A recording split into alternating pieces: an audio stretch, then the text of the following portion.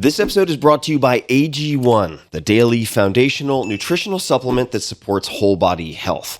I view AG1 as comprehensive nutritional insurance, and that is nothing new. I actually recommended AG1 in my 2010 bestseller more than a decade ago, The 4-Hour Body, and I did not get paid to do so. I simply loved the product and felt like it was the ultimate nutritionally dense supplement that you could use conveniently while on the run, which is, for me, a lot of the time. I have been using it a very, very long time indeed. And I do get asked a lot what I would take if I could only take one supplement. And the true answer is invariably AG1. It simply covers a ton of bases. I usually drink it in the mornings and frequently take their travel packs with me on the road. So what is AG1? What is this stuff? AG1 is a science-driven formulation of vitamins, probiotics, and whole food sourced nutrients. In a single scoop, AG1 gives you support for the brain, gut, and immune system. Since 2010, they have improved the formula 52 times in pursuit of making the best foundational nutrition supplement possible using rigorous standards and high-quality ingredients. How many ingredients? 75. And you would be hard-pressed to find a more nutrient-dense formula on the market. It has a multivitamin, multi-mineral superfood complex, probiotics and prebiotics for gut health, an antioxidant immune support formula, digestive enzymes, and adaptogens to help manage stress. Now, I do my best always to eat nutrient-dense meals. That is the basic requirement, right? That is why things are called supplements. Of course, that's what I focus on, but it is not always possible. It is not always easy. So part of my routine is using AG1 daily. If I'm on the road, on the run, it just makes it easy to get a lot of nutrients at once and to sleep easy knowing that I am checking a lot of important boxes. So each morning, AG1. That's just like brushing my teeth, part of the routine. It's also NSF certified for sports, so professional athletes trust it to be safe. And each pouch of AG1 contains exactly what is on the label, does not contain harmful levels of microbes or heavy metals, and is free of 280 banned substances. It's the ultimate nutritional supplement in one easy scoop. So take ownership of your health and try AG1 today. You will get a free 1-year supply of vitamin D and 5 free AG1 travel packs with your first subscription purchase. So learn more, check it out. Go to drinkag1.com/Tim. That's drinkag1, the number 1, drinkag1.com/Tim. Last time, drinkag1.com/Tim. Check it out. This episode is brought to you by Shopify. Shopify is the all-in-one commerce platform that powers millions of businesses worldwide, including me, including mine. What business, you might ask? Well, one way I've scratched my own itch is by creating Cock Punch Coffee. It's a long story. All proceeds on my end go to my foundation, SciSafe Foundation, to fund research for mental health, etc. Anyway, Cock Punch Coffee, it's delicious. The first coffee I've ever produced myself. I drink it every morning. Check it out. We use Shopify for the online storefront, and my team raves about how simple and easy it is to use. It has everything we need and nothing we don't. Whether you're a garage entrepreneur or getting ready for your IPO, Shopify is the only tool you need to start, run, and grow your business without the struggle. Shopify puts you in control of every sales channel. Doesn't matter if you're selling satin sheets from Shopify's in-person POS system or offering organic olive oil on Shopify's all-in-one e-commerce platform. However you interact with your customers, you're covered. And once you've reached your audience, Shopify has the internet's best converting checkout to help you turn browsers into buyers. Shopify powers 10% of all e-commerce in the United States. And Shopify is truly a global force as the e-commerce solution behind Allbirds, Rothy's, Brooklinen, and millions of other entrepreneurs of every size across more than 170 countries. Plus, Shopify's award-winning help is there to support your success every step of the way if you have questions. This is Possibility powered by Shopify. So check it out. Sign up for a $1 per month trial period at Shopify. That's Shopify. Shopify.com/Tim. Go to Shopify.com/Tim to take your business to the next level today. One more time. All lowercase, shopify.com/Tim. Optimal minimal. At this altitude, I can run flat out for a half mile before my hands start shaking. Can I ask you a personal question? Now would seem an appropriate time. What if I did the opposite? I'm a cybernetic organism, living tissue over a metal endoskeleton. Ferriss Show. Hello, boys and girls, ladies and germs. This is Tim Ferriss. Welcome to another episode of The Tim Ferriss Show, where it is my job to sit down with world-class performers from every field imaginable to tease out the habits, routines, favorite books, and so on that you can apply and test in your own lives. This episode is a 2-for-1, and that's because the podcast recently hit its 10th year anniversary, which is insane to think about, and passed 1 billion downloads.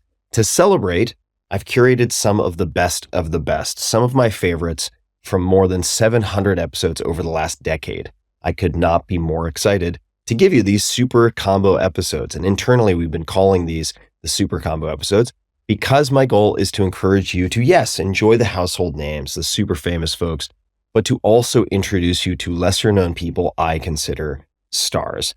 These are people who have transformed my life, and I feel like they can do the same for many of you. Perhaps they got lost in a busy news cycle. Perhaps you missed an episode. Just trust me on this one. We went to great pains to put these pairings together.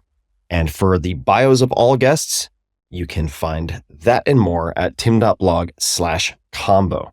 And now, without further ado, please enjoy and thank you for listening. First up, Coach George Raveling, the first African-American head basketball coach in the Pac-8, Nike's former director of international basketball, inductee of the Naismith Memorial Basketball Hall of Fame and the National Collegiate Basketball Hall of Fame, and the custodian of Dr. Martin Luther King Jr.'s original, typewritten I Have a Dream speech. You can find Coach Raveling on Twitter at George Raveling. I had read, and please feel free to correct this, that you've said the most important conversation is the one you have with yourself. Right. Yeah. So could you elaborate on that, please? Because I think that self-talk is, and I'm not sure that's what you're referring to, but so terribly important. So I'd love to hear you just elaborate on that. The older I've gotten, the more I've come to the conclusion that the conversation that you have every day with yourself, as you characterize it, self-talk, is so vital. It's far more important than the conversations you have with those around you. And the best part about the conversation with yourself is you're in total control of that conversation. You can craft the conversation any way you want to. And so I try to have at least 90% of the conversations that I have with myself, which I have 2 or 3 times a day, that it's positive self-talk. If I start to linger on to something negative, then what I'll do is I'll immediately deal with it and discount it. For example, since I'm Catholic, I'll make this confession. So this morning when I got up, your reputation is so impeccable. You know, I got up at 5, I'm really nervous. I'm thinking to myself, God, what if I do a bad job? I'll be so embarrassed.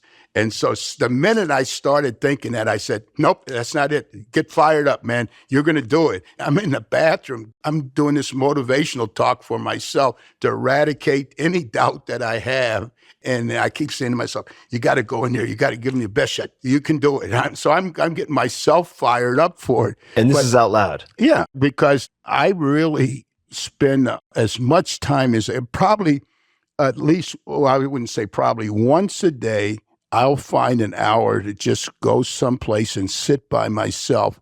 And all I'll do is take a notebook and just put it in a pen in front of me, and I'll just sit there and think whatever comes into my mind, and then I start to fixate on those things, and I'll write down notes as a result of something that I think, or I'll write out a strategy. For example, the way I govern my day, Tim, is I get up in the morning and I put my 2 feet beside the bed and I say to myself, okay, George, you only have 2 choices today. These are the only 2 choices that you have, and you got to make one. And the 2 choices are to be happy or to be very happy. And there's no other choice. And so then I start to plan out my day. And so I have these points of focus: energy management, time management, environmental management, productivity. And to me, productivity is a byproduct of the other 3. So how do I manage my energy every day so that I can be at maximum efficiency? So one of the things I try to do is declutter my mind. I won't do any more than 4 things a day. And it reverts back to something one of the presidents at Nike, Charlie Denson, said one time in a leadership meeting. He said, let me ask you guys this. Would we be better off doing 25 things good, or will we be better off doing 6 things great? And so to me, to simplify my day, I will not do more than 4 things. I try to limit the meetings to 2, and if it's 2, one of them is usually a breakfast meeting.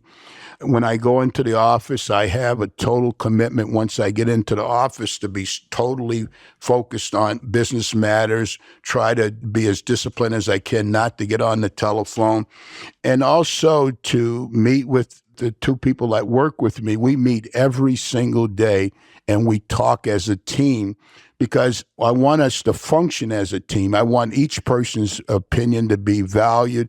If one person happens to be 50 years younger than me, so what? Their opinion is valuable to me.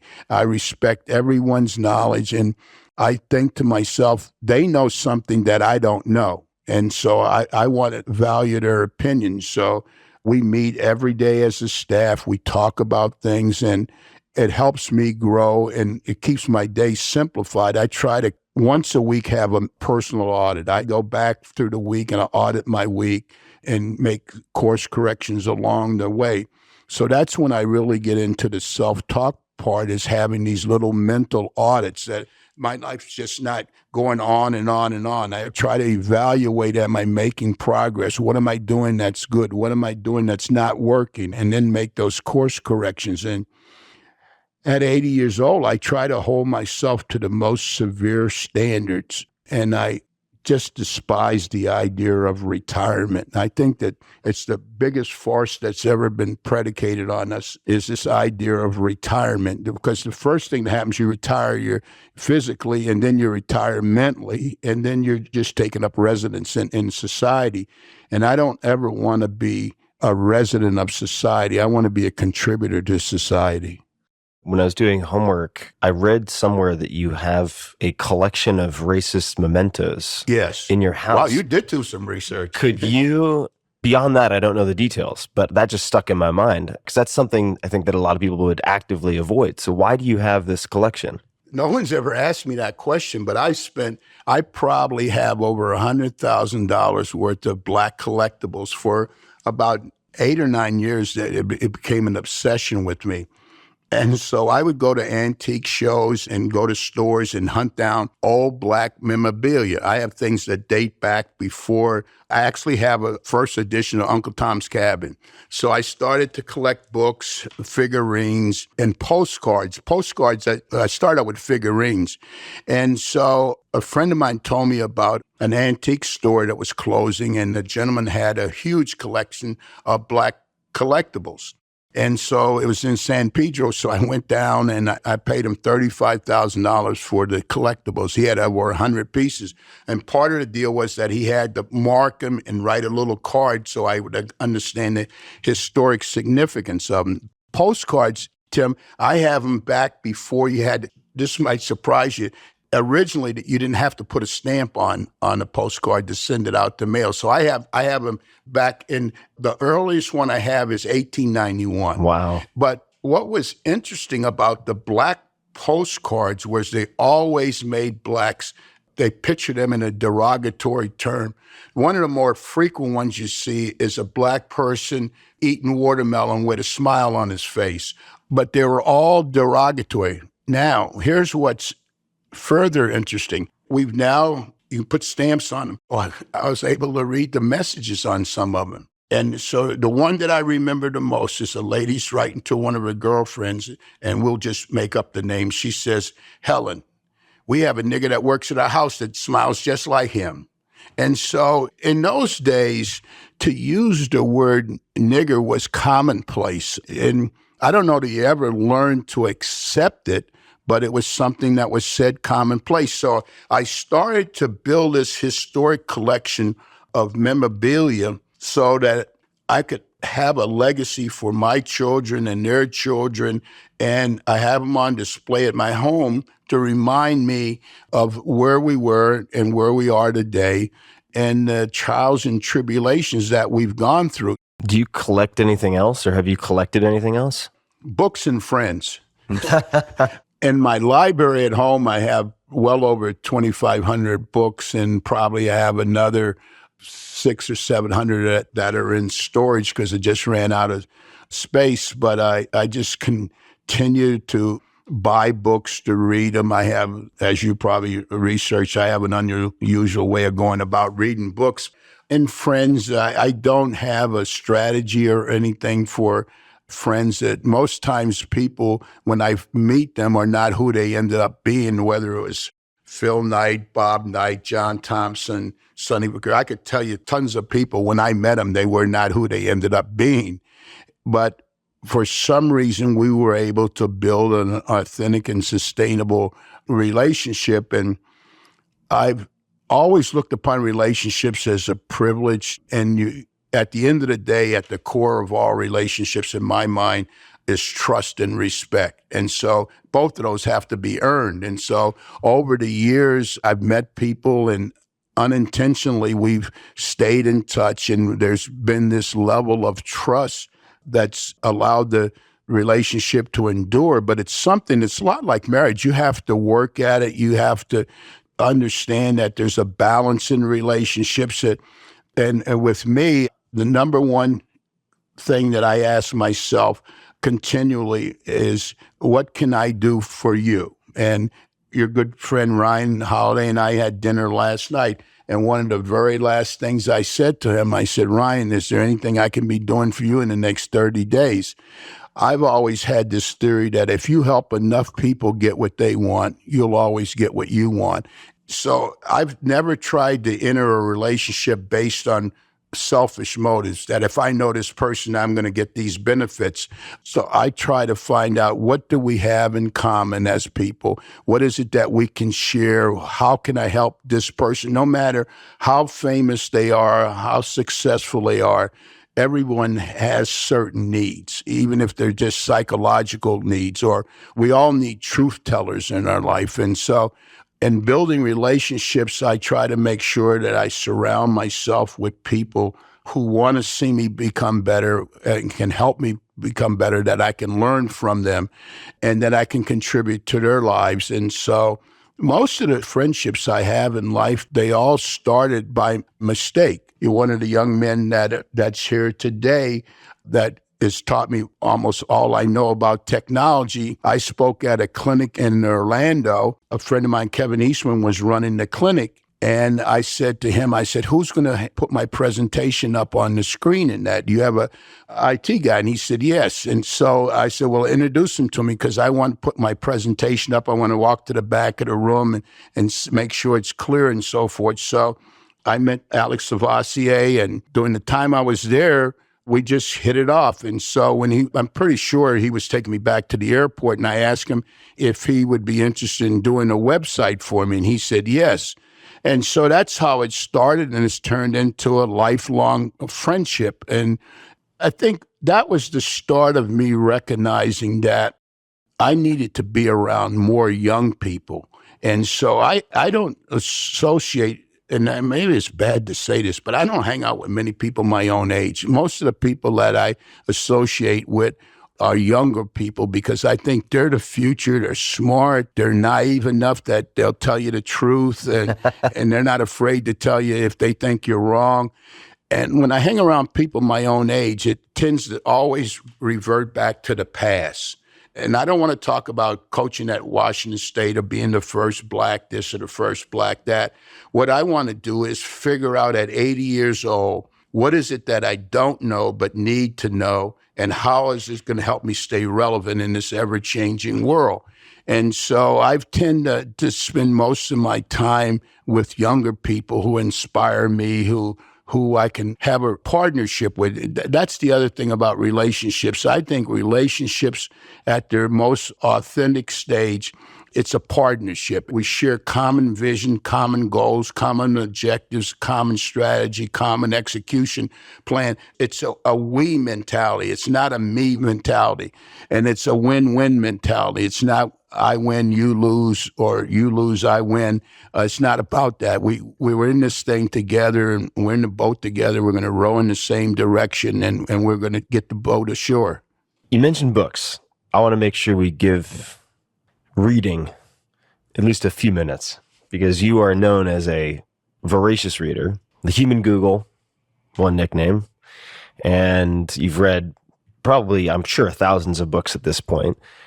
You were very kind when we first got here, where we're recording this right now. You said, I learned from the wise men. It's always a good thing to bear gifts or something along those lines. And you gave me several books. So you've also gifted many, many different books. How did this love affair with books start? And could you tell us about how you read books? Because as you alluded to earlier, you have a particular way of reading books. As I look back on it now, Tim, and with a point of reference to so many times as we speak, is always going to be my grandma. Well, my grandma told me one time when she'd be in the kitchen cooking, she'd tell me stories. And one time my grandma told me, she said, George, you know, back in the days of slavery, the plantation owners used to put their money in books and hide them up on the bookshelves because their banking system wasn't as sophisticated as it is today. And so I said, well, Grandma, why did they do that? And she said, because they didn't have to worry about the slaves stealing the money, because the slaves would never take the books off the shelf because they couldn't read. And so from that, I began to understand that as long as someone can control your mind, they can control who you are in your body. And so I decided that I was never going to allow myself to be in a position where someone can control my mind and control my body because of my lack of information and knowledge. And so I decided that I was going to try to read and learn as much as I possibly could on a continual basis, because I believe that people will have a greater respect for you if they respect you intellectually. And I've often felt in life, if I had the choice between Tim liking me or Tim respecting me, I'd far more hope that you respect me than like me. And I figure the byproduct of you respecting me will be that you'll learn to like me. So I don't work at trying to get people to like me. So I've been on this mission for a reading for years and years and years. And it's become an obsession now with me. I don't go anywhere without a book and a notebook. If I go to the doctor's office, I take a book with me. I have a new system now. If I go to a bookstore, if I'm in Barnes & Noble and the line has got 8 or 9 people in it, rather than stand there for 10 minutes waiting, I'll start reading the book right there in line and start underlining things. So I have all these quirks that I've acquired over the years with reading books. First of all, I divide the book into messages. I don't spend any time now trying to read a whole book, because there's probably, in most books, there's probably maybe 8 to 10 chapters that are really powerful and influential, and the others I skim through. So I never start a book from the front and go to the back. I'll open the index and I'll find what I believe is an interesting chapter, and I start there. And that's actually how I purchase a book. When I'm in the bookstore, I have this routine that I go through that, and if it passes, I buy the book, and if it doesn't, I don't buy the book. What's your routine? So let's say I'm going to envision this one. So our office is in El Segundo, which is outside of Los Angeles.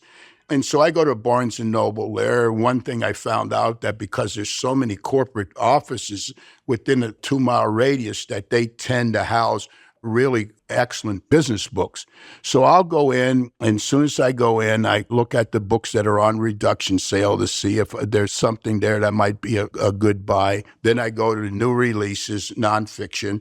By the way, I go to a bookstore 4 to 5 days out of the week. I'm constantly going in, and I just call it search and discovery. So I'll go to the new releases in a nonfiction, and I'll look through the books. There's usually 20 books on the table. I'd say 8 out of 10 times I'm going to find a book that I had never heard of before. And so I'll pick the book up. I go to the back. I read about the author. Then I go to the front part, and I read the promos down the side. And then the next thing I do is I go to the chapters, and I'll find a chapter, and I'll open it up, and I'll see the writer's style. I look at the style. Is this someone that's a book filled with a lot of statistics or stories? Because I know what I'm looking for. The books that have had the most impact are the ones that make me change the way I think or act or behave. those are the books that ultimately end up being the best for me. So I'll go through the book, and then once I find this one chapter, I start to read some of it, and I can tell if this is going to be me or not. And at that point, I'll purchase the book. But I just don't go in and buy a book based on the top 10. Not that there's anything wrong with that. It's just that I've had better success. So now, here at 80 years old, two of my favorite authors are Ryan Holiday and Walter Isaacson. They've both taken me on interesting intellectual journeys. The first book I read by Walter Isaacson was Steve Jobs, and I was so blown away. I had underlined about 3/4 of the book. I was writing down quotes. And as you know, the Steve Jobs book can be anything you want it to be. It can be a thesis on leadership. It was just utterly fascinating. I loved Walter Isaacson's writing style.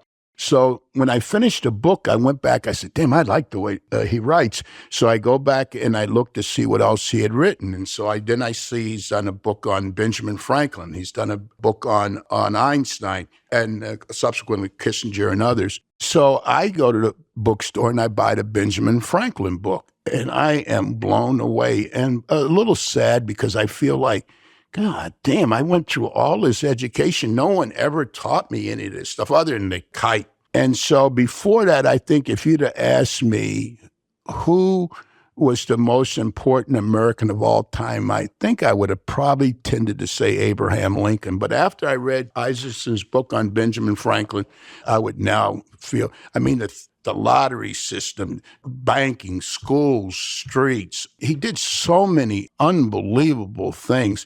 And then from there, I went to Einstein.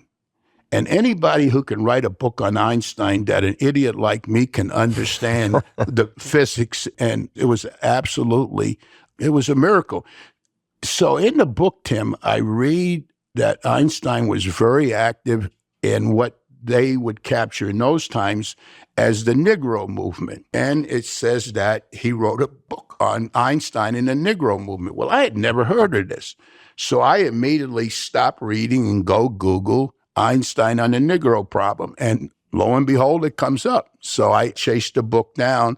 So what I find that a lot of times in reading books, in your book, Tools of the Titan, I'm reading and I see this, you mentioned in there about masterminds. And I had never heard of masterminds. So I circle it and I write Google behind it. So I go back and I go online and I find out, wow. So I'm thinking to myself, oh my God, I never knew about this. So how do I become part of it? So I sent some information to Ryan Holiday about this mastermind. So he gets back to me. He says, oh, I'm surprised you didn't know about that. He says, you want to go? I'll get you in. So the next thing I know, I get this invite to go to masterminds in Carmel Valley. And my 80 years on earth, that was the greatest collection of intellects that I'd ever been around in my life. I was so intimidated. And what was marvelous, that was when I knew I was on the right path, because I'm 80 years old. The next oldest person there is probably 49. They're all young, energetic people. And I readily admit, I was so intimidated. I was thinking to myself, God, how am I going to fit in? And every night I went to bed with the worst headaches that I ever had because I couldn't process all this stuff. By the second day, I've already filled up a notebook of notes. And it was one of those life-changing experiences. So you helped me grow as a person just by what you mentioned in Tools of the Titan. Well, thank you for reading it, first of all. I'm sure that with all my notes here today, I'm going to have to figure out a way to have another conversation with you for sure. So hopefully I won't blow it between now and the end of the interview. But books that you've reread the most yourself or gifted to other people the most, are there any books that come to mind? Being 80 years old, it's a long span of reading. The books that I've given out the most, rarely do I go to meet anyone. I can't tell you the last time I met someone and I didn't bring them a book. It's just become a habit now to give them a book. In most cases, I give them 2 or 3 books.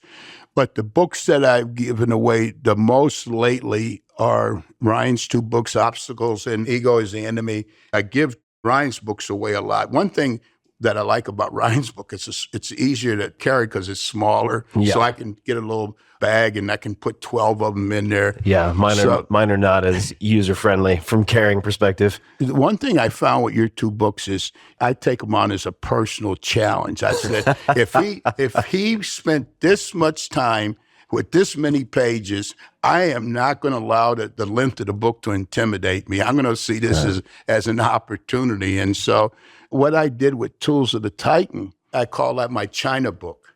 So it's 13 hours to Shanghai or 13 hours to Hong Kong and 13 coming back. That's 26 hours, man. I can knock that sucker out.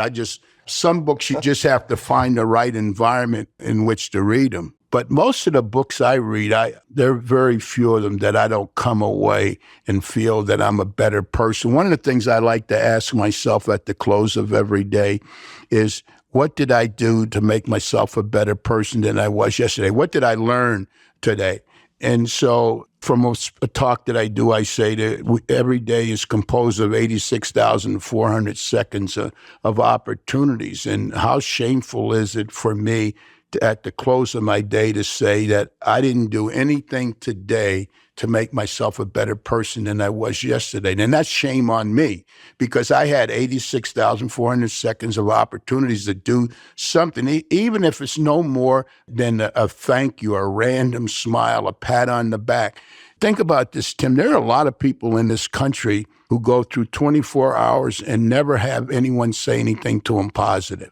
You might be the only person that day who said something to that person that was positive. Or I know we're in a different culture now, and I always think I'm running a little risk, but if I'm in a restaurant or somewhere and a person's waiting on me and he or she has a great smile, I invariably say, hey, you have a great smile. I sometimes I feel a little uneasy when I say it to a female because I don't want someone might think you're trying to come on to them.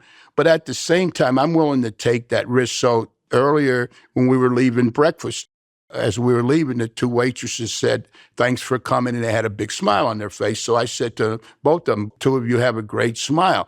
Well, to me, I like practicing random acts of kindness because so much today we're cruel and unintentionally cruel. We don't think how valuable the little things are, the thank yous, the smiles, the taking time to listen.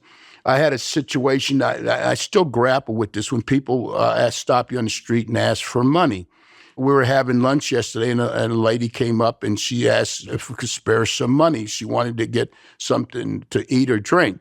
So I gave her $5 and I said, now, I hope you used the $5 on what you said you were going to do. So she points, and there's a little grocery store a few doors down. She comes back, shows me the drink and the $3 change. And so, wow. It was a win for both of us. Yeah. But I grapple with this thing about, do I give them some money or do I not?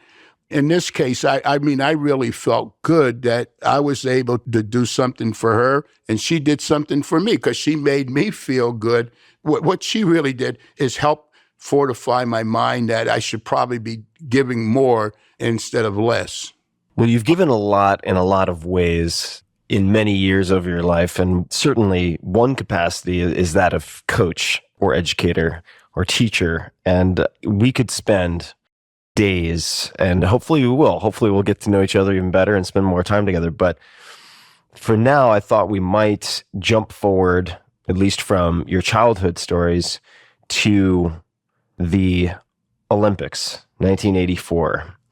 And there are many different angles we could take to get into this. But I suppose where I want to start, there's so many different things that I want to touch on.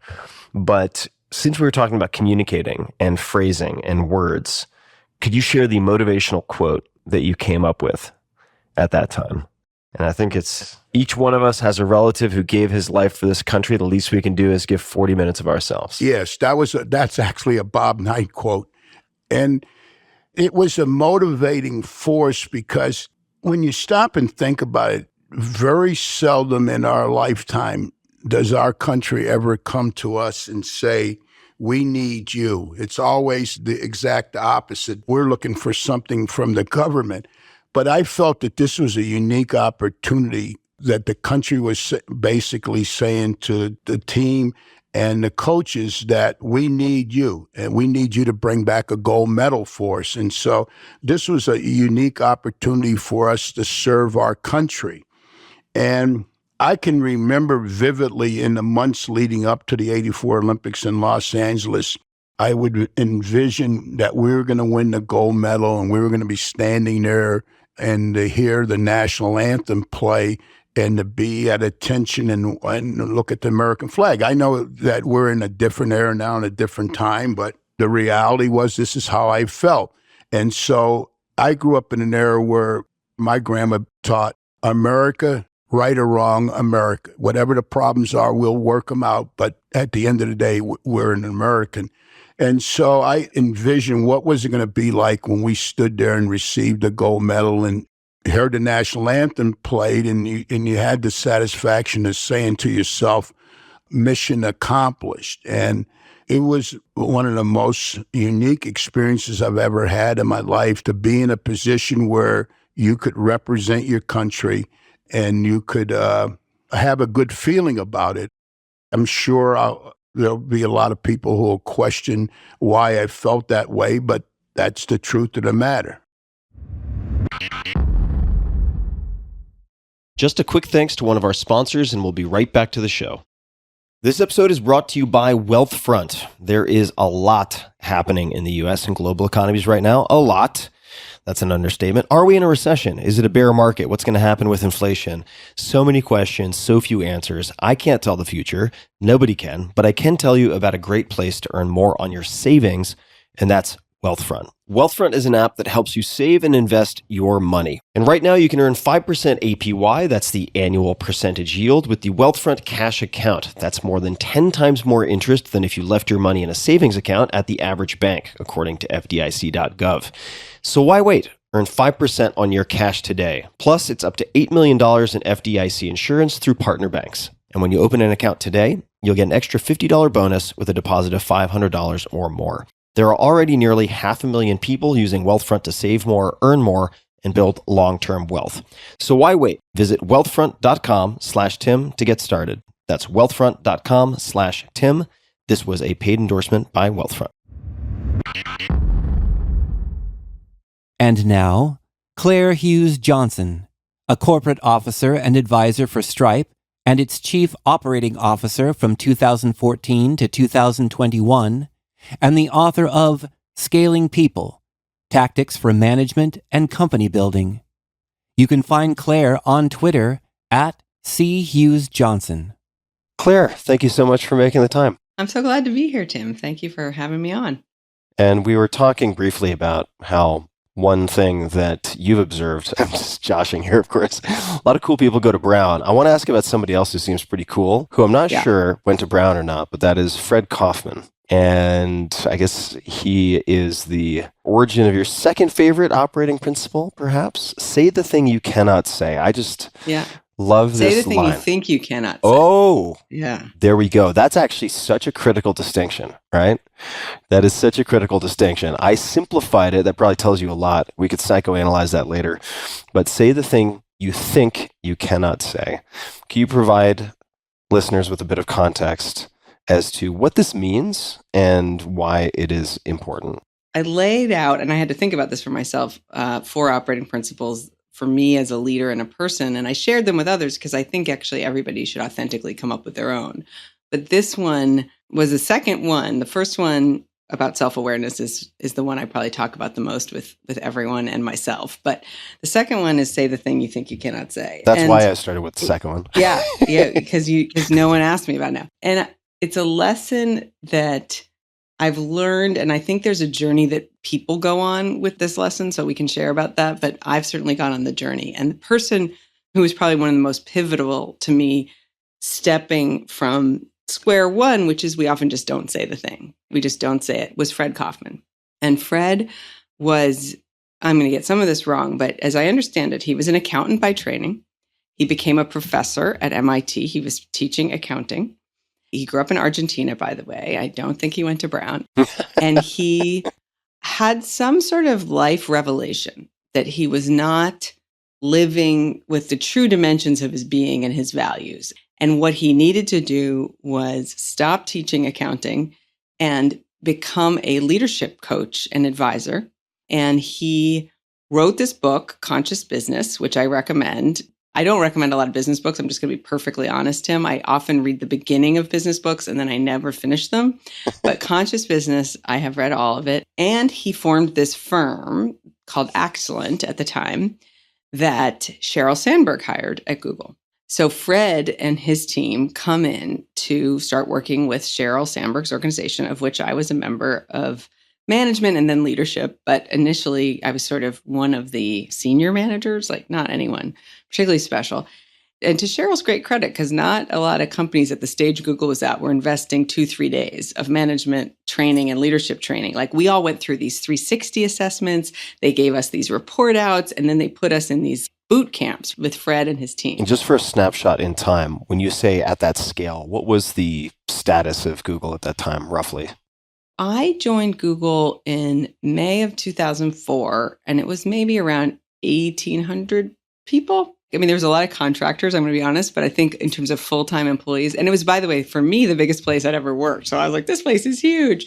And then just fast forward, I left Google in 2014 and it was like almost 60,000 people. So, whoa.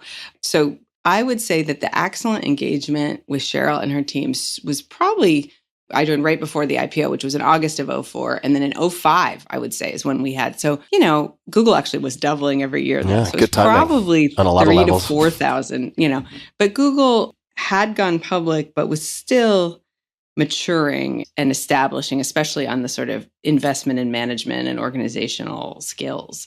But Sheryl, of course, ahead of her time on things like that, was making the investment and had the budget. That was a benefit of Google, as we certainly had nice margins, Tim, that we could spend on management training. And so we did this boot camp with Excellent. But one of the things that Fred has is he has some really great frameworks. He has one about being a victim versus being a player. But one of his frameworks is, how do you take what he calls your left-hand column? So you and I are talking right now, say we're having a conversation in the workplace. Our brain is always operating in the background. And it's often thinking some things about the conversation, about the person, about sometimes it's thinking, what should I be doing? What do I want to have for dinner?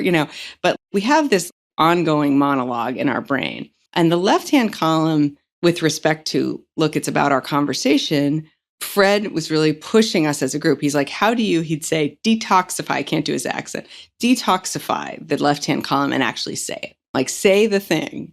And then we'd go through these exercises. And so this was sort of a light bulb for me, which is like really about giving hard feedback. At that time, I was in management training. But what I've come to learn is not only is say the thing you think you cannot say, certainly about giving feedback and being more direct in your management conversations, but I actually think it's a really tremendous leadership skill, which is to get in a room, and I don't care if I'm in charge of the team or I'm just a person on a board. I'm on some boards now, and we're sitting there, and there's often an unspoken thing. You've been there. You've been in the, Tim, you seem like someone who would actually put the thing on the table. I think you and I are. Sometimes to my detriment, but yes. Well, I think I need help. And this is where I'm going to ask you if you could give an example, it could be hypothetical or real, of this type of experience and also the detoxifying. Yeah. Sort of like how do you detoxify? The gentrifying your inner language so that you don't sound like a complete asshole. Right. And I think, the short answer is you got to ask some stuff as a question often to stop yourself from making a big judgment. But Tim, I think what I pick up in you and from listening to you is you're willing to take some risks. And so I think this is really about risk taking and saying something that you're not sure you should say, but you're going to put it out there. And then the question is, how do you do it with as much finesse as possible so that you don't end up having blowback, which, believe me, I've sometimes said the thing I think I cannot say and had people look at me like, oh my goodness. But most of the time, I'm reading the room right. Here's an example, which is, just classic, more of a business example, but certainly happens in my personal life too. So we went through various business planning types of tactics at Stripe, but one of them we were using for a while was your classic quarterly business review. You have teams come in, we've given them a template, and we say, please fill out these things. Let's see your data. Let's see where you are versus your goals. What's your strategy? What's your plan? Write this memo. We're all going to read the memo, and then we're going to have this discussion about how you're doing. And often teams come in and they want more resources, or they want us to solve something or decide something. And we're, of course, saying like, well, it's actually you. You're supposed to be deciding and solving. But it's a discussion with the executive team. And I'm sitting in one of these reviews with a team that's primarily working on an area of the product. So it's product and engineering leaders. It's not my part of the org that I run, but I'm invited to be there, and I like to be there. I like to be close to the product. And I'm listening to the discussion, and it starts to become incredibly clear to me that the team is feeling defensive or blocked or angry. I couldn't quite tell what it was, that there's another team doing some similar work. And by the way, if you've read any Jack Welch stuff, he actually had this tactic as a leader where he'd put two teams on the same problem and sort of like get them to compete. These tiger teams, that was not Stripe's tactic. I just want to be clear. We were not interested. We never had enough people. There's no way we would put engineers on the same, believe me. So it was mystifying. And I think, by the way, I could hear it because I wasn't in the room super close to the material. This wasn't my part of the org. I hadn't heard about the details of some of these projects until this meeting. I'm reading the document. I'm listening to them talk. And I just said, can I just ask if there's something we're not talking about here? And they're all looking at me because I rarely like poke in on certain moments with respect to like, what's our product roadmap? And is there something we're not talking about? And everyone looks at me and I said, I feel like you're really concerned about this other team, what they're building or what they're up to. Are you concerned? And initially, no. I mean, it's fine. It's fine. Like they've got this thing they're doing that it's close. I said, well, do you think it's the same thing? Is that what I'm hearing? And I just started to ask a bunch of questions of the leader of the discussion. And I said, well, should that team be in the room right now? Should we have a meeting with both of you? Because it feels like there's asymmetrical information and that you all don't feel confident in what they're building and that you're either dependent on them or competing with them with what you're building. And they were like, maybe. I mean, it eventually became like, we don't have the right people in the room to have a conversation about the problem. And so we sort of stopped it and said, let's go do that, to the credit of the rest of the people in the room. But as we left, one of the engineers who was sitting on the sort of periphery walked up to me on the stairs and he was like, that was refreshing. But why I'm bringing it up is, to me, that was a moment of leadership, which, by the way, you don't have to be a VP or a COO to do that.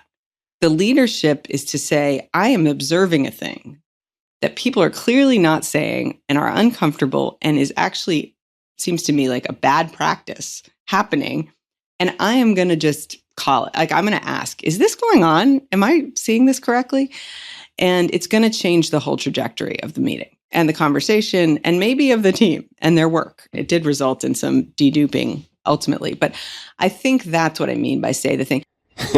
Deduping meaning having people working on less similar, overlapping Venn diagrams of responsibilities.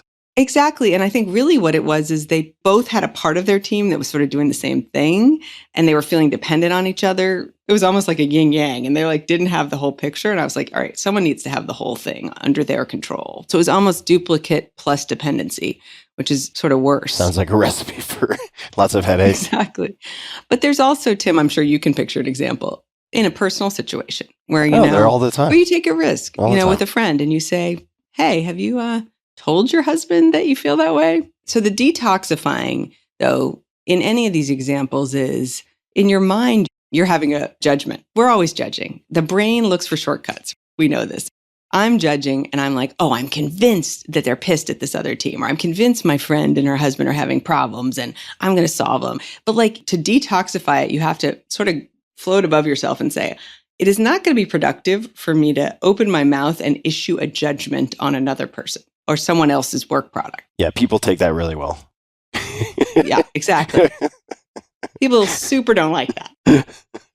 So what can I do? What can I say? And my feeling is it's usually a question that opens the aperture of the conversation there, but keeps them in a mode of curiosity, openness. How can I ask?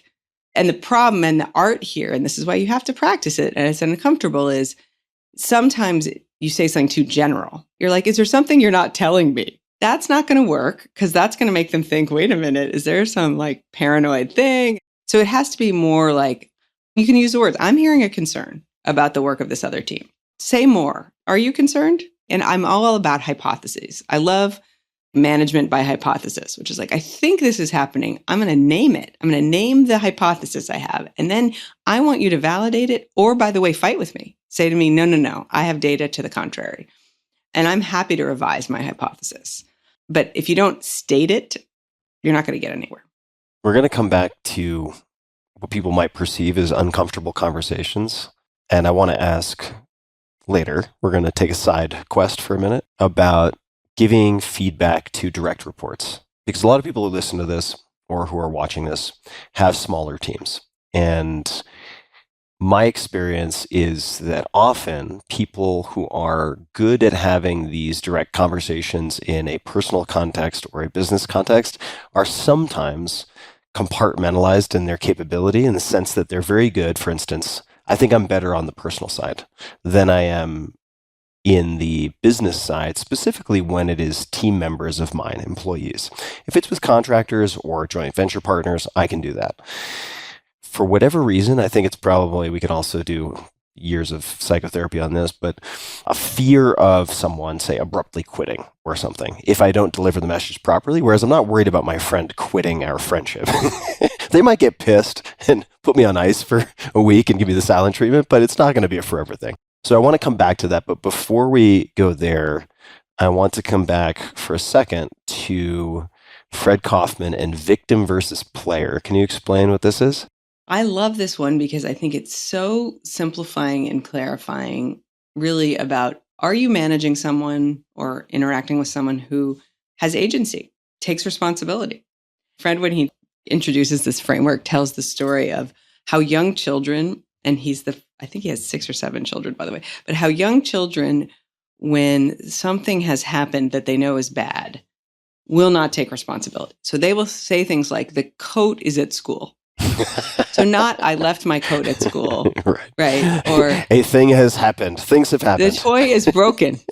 You're like, well, did you break it? So he has this really disarming way of introducing this concept, which is we're all laughing, just like you and I. We're like, haha, the toy is broken. But then he's like, okay, now let's talk about if one of your direct reports came to you and said, the report was not written.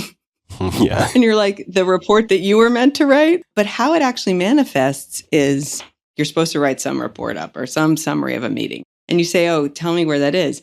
And the player says, completely my fault. I had planned to get it to you by 5:00 yesterday. I prioritized this emergency that came up. Didn't tell you. My bad. Can we renegotiate? Can I get it to you at 5:00 today? And you're like, fine. I wish you'd told me that you weren't going to get it. But the victim says, let me tell you about that report. Lucy owes me her notes. And I can't finish it without Lucy. And Lucy, is super slow at getting her notes. And I'm sorry, I don't know when I'm going to get it. But that actually is pretty common. People are like, well, it's this other person that I'm depending on, and therefore I have no responsibility. And they're a victim, and they're going to play the victim. And I think that's a very hard person to coach. How much do you have to select that in your hiring process versus coach people from one side to the other? Have you had much success or seen much success in moving people from the victim side to the player side? And that's a bit of a leading question by my tone, I guess. I suspect there are a lot of instances where that's hard. But in the success cases, what does that coaching process look like?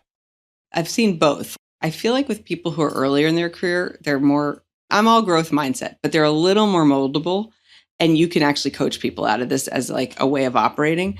If they're later in their career, it's a little more ingrained and it's quite hard, especially because they tend to not be aware of it because they've somehow been successful operating in that mode. And so they're kind of like, what are you saying? You see leaders who, and you know how they behave, Tim, is they say, well, if it's not under my direct control, then I am not responsible. And so they become empire builders. And some organizations let them get away with it. They're like, sure, you can have all the infrastructure teams then. Like it becomes this weird failing upward problem where people say, well, if I can control it, I'll take responsibility. If it's within my house, then I'll Yes. take responsibility. So people satisfy that checkbox by giving them more and more resources. What a nightmare. Exactly. And it becomes this weird expanded scope of this person who actually doesn't take responsibility. It's a pattern I've seen. For people earlier in their career, the easiest coaching move you do, which I'm sure you've heard, or someone's done it to you, I've certainly had it done to me.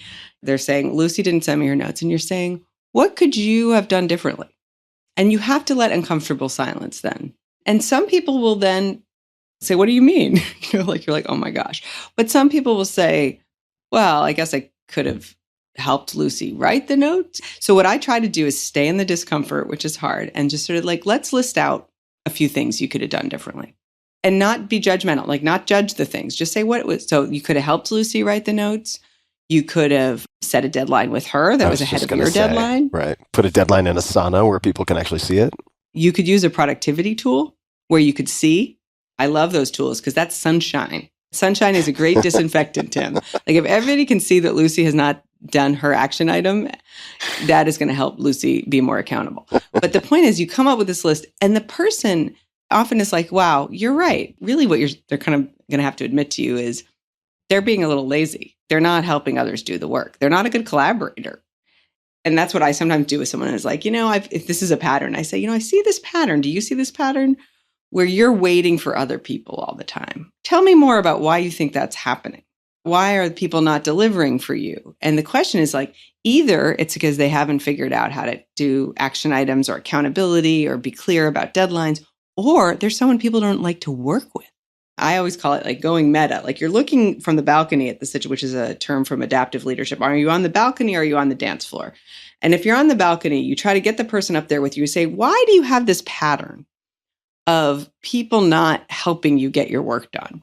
And then I think of it as going to the basement. I'm a very visual person. So we look down and they sort of, if they acknowledge it, they say, yeah, I guess I see that. And I say, well, let's talk about a few examples. And we come up with some examples.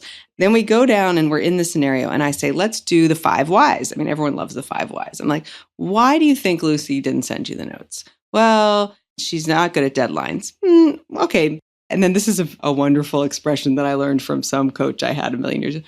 Be that as it may, which is not normal English language, but I don't know, it worked. Sort of like, be that as it may. Okay, maybe Lucy's terrible at deadlines, but why else? Well, I didn't ask her to get it to me at a specific time. Okay, so maybe there's a thing. Why else? And you're sort of pushing them. And sometimes, not every time, they'll sort of say, well, I don't know, Lucy and I don't work that well together. Aha. And you're like, oh, say more about that. What do you think's going on? And of course, by the way, your left-hand column, Tim, it's because Lucy doesn't like you because you blame her for all of your missed deadlines, right? But I can't say that because that person is going to go from learning to barely in learning mode. I'm trying to bring them along with me and they're going to just shut down. And by the way, they may never admit that Lucy doesn't like them because they blame her for missed deadlines, but they're going to realize that their manager, who's me, is not letting them off the hook. If they can't get into an agency, a player mindset, I'm a responsible party for my work and others, then they are going to be off my team. If I can't coach them out of it, to your point, there's 2 gaps that I think are really hard. One is people who can't stop being victims. And the other gap, I call it self-awareness gap, where they think they are the best in the world. I once worked with this BD person who was like, I can negotiate a deal better than anyone. And talk about not being in a learning mindset. I'm like, do you not think we should get any outside advice? I'm exaggerating a little bit, but really unaware that they had any potential blind spot or had never done a deal like this deal. And I'm like, how are we going to close this awareness gap? Because the people around you are saying you are not the best person to negotiate this deal. And I'm trying to hand it to someone else. And you're like, what? You have no one better than me. And that's a very hard gap to close. Yeah, totally. And I promise we are going to spend some time on self-awareness. The book I've probably gifted most to my friends and house guests and so on in the last few years is actually a very short book called Awareness by Anthony DeMello, which is outstanding. I need to read it again. I read it probably once or twice a year. So we are going to spend some time there. I'm kind of tiptoeing around the edges of the dance floor, as it were, and tiptoeing and sidestepping on the balcony because I want to sort of paint a picture of you also as a person, not just the concepts. So we are going to spend some time there. I'd also, just as a side note, if you decide to write another book, I think The Toy is Broken as the title, and then the subtitle could be like a high performer's guide to taking responsibility. Oh my God. So good. The Toy is Broken. Tim, you're hired for my marketing team. I got to tell you, we're not always the best at naming things at Stripe. It's the one thing that I'm good at. That's the one thing that I am good at. You're on the team. Congratulations. Thank you. That's a hell of a team. I'm in. My boss sucks. Oh, wait, I'm my boss. You're the boss. Terrible. You said you don't recommend a lot of business books, and I am going to come back to Cheryl and Excellent in a little bit, but you don't recommend a lot of business books. Sometimes you read the introduction and you're like, that's enough. Thank you. Let's talk about a non-business book. And that book is To the Lighthouse by Virginia Woolf. What is your history with this book, and why do you recommend it?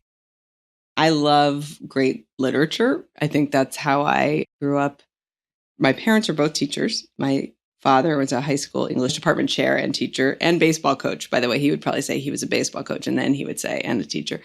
And my mom was a college professor for a long time. And I wish more people loved literature, because I think, how do you understand the human condition? Literature is like the best shortcut to that in your life. But I think there are some authors, for someone who becomes a student of literature, that sort of change their worldview about really what's possible with writing. So not just the book changes how they feel and think, but actually the process. Sort of like when you see a product. I think you love innovative products. When you see something that you're like, that is going to change my life. And so I think that To the Lighthouse represents, Virginia Woolf is a writer that resonated for me. And I think if you've also studied history and you think, okay, she's writing some stuff in like the early 1900s, 1920s, not a lot of women publishing a lot in that time in Britain. She gets herself into this writers collective with men and women. She also has relationships with men and women. She's like pretty avant-garde person. But if you read A Room of One's Own, it's basically one of the earliest feminist manifestos that exist. And this is where I think, Tim, you're like me. I love people who are polymaths. You're like not just this amazing novelist, thank you, Virginia Woolf, but you're also writing just your thoughts on things like women should have a room of their own. Actually figuratively, not just literally. And I think that she is fascinating. Her life is fascinating. And I want to acknowledge not all of her personal views are great on some things. As that happens, I worry that we've started to not study certain artists because they've said some things or done some things, which I would disagree with. I think people think she was an anti-Semite, and it does appear that she said some very anti-Semitic things in some of her writing. I still think you should study Virginia Woolf, and I will own that as my position on her. But I think To the Lighthouse, most people would say, is her most important novel. I will be honest with you and say, when I wrote my thesis in college, I was going to write it on To the Lighthouse, and then I actually decided to write it on Mrs. Dalloway, which is another one of her novels, because I loved the parallels from Mrs. Dalloway with a book called The Passion by Jeanette Winterson. So Jeanette Winterson is a female British writer, more in the modern era, who had broken through with a memoir called Oranges Are Not the Only Fruit, and then had published this book, The Passion, and then a book called Sex and the Cherry. She's published now several books, but Jeanette Winterson, I think, is a descendant, in my opinion, of Virginia Woolf. And I was like, I'm going to examine these two novels. And I didn't choose To the Lighthouse, but I will say that, and To the Lighthouse is not an easy read. And I want to own that also. I think it's Mrs. Dalloway, much more digestible, shorter book. It has some repetition in it, some beautiful rhythm in the writing where you're like, oh, and I'm coming back around in this circular way to the way the story sort of moves you. To the Lighthouse is like a dream state. You feel like you're in a dream state. You're like, the points of view are shifting. Who's the real narrator here? What is the story? There's not like, you're not being driven by your classic plot or character-driven story. It is much more internal. It's like John Wick. In some sense. No, I'm kidding. I feel like the plot of John Wick is pretty clear. I am going to take vengeance. Excuse me now. I'm going to come out of retirement and kill everyone. Oh, what a great work of art. I'll be the first one to tell you, I read a lot of mysteries and thrillers, and I like movies like that, actually. So I'm very multidimensional. But I think for To the Lighthouse, you find something new every time you read it. You think about life, death, the human condition. What is love? What is family? What does it mean to connect with other human beings? And there's something about the way the writing works. I mean, it's set in this island in Scotland, and there's a lighthouse, and they go out in the boat. Like, you literally feel like you're surfing in a boat. Like that feeling when you're like, I'm not really connected to firm land, but I'm in this inner sanctum of people's heads. So I think that it changed me because of the way it felt to read it. Frankly, the themes are much more sophisticated than my 19-year-old self probably could have handled. Like, I should actually, you just said you should read Awareness again. I should go read To the Lighthouse again, because now that I am a mother and a wife of a certain age, I'm like, this book is going to resonate a lot more for me. But what's amazing is Virginia Woolf was never that. She didn't have children, and she unfortunately did kill herself. Like, she had a lot of demons. And actually, the way that she killed herself, brutal, What'd right? she Like, do? when she filled her pockets with rocks and like drowned herself. You know, and I think that a lot of artists are tortured, but the fact that she could project into this Mrs. Ramsey and this woman, this very maternal figure, was a sign of true artistry. Sorry, that was very long. That's why I have a long podcast. So I'm not going to let it go. I'm going to continue to chew on this bone a little bit. And for the record, I actually love John Wick. But I don't want to dwell on John Wick. I was going to say, first, if you like dream state evoking novels, the one that blew my mind, and 9 out of 10 people hate this book, so it's a very strong caveat, but it's Little Big by John Crowley, who's actually a poet by training. It is so unbelievably good. You have to slog through the first 150 pages, but beyond that, it's absolutely stunning. So what are the reasons to read fiction, aside from the, as I think you put it earlier, the insight into the human condition? If you were trying to get someone to take that first bite of the forbidden apple of fiction, are there any other points that you would make? How do you build empathy? How do you understand everybody has a story? I mean, you've traveled a lot, Tim, but a lot of people, you and I both know, haven't traveled the world. They haven't been to that many countries. You want to go to another country, find a great novel that's been translated from that country and read it. And like, you will understand that country in a way that no travel guide will ever give you, in my opinion. So I think it's a very cheap way. And there's also to build like emotional intelligence. I've worked now in tech companies for over 20 years. And when you sort of get to certain levels of responsibility with management and leadership, you could be technically the smartest person in the room, but if you have no emotional intelligence or dimensionality in contemplating emotional states, you are going to struggle.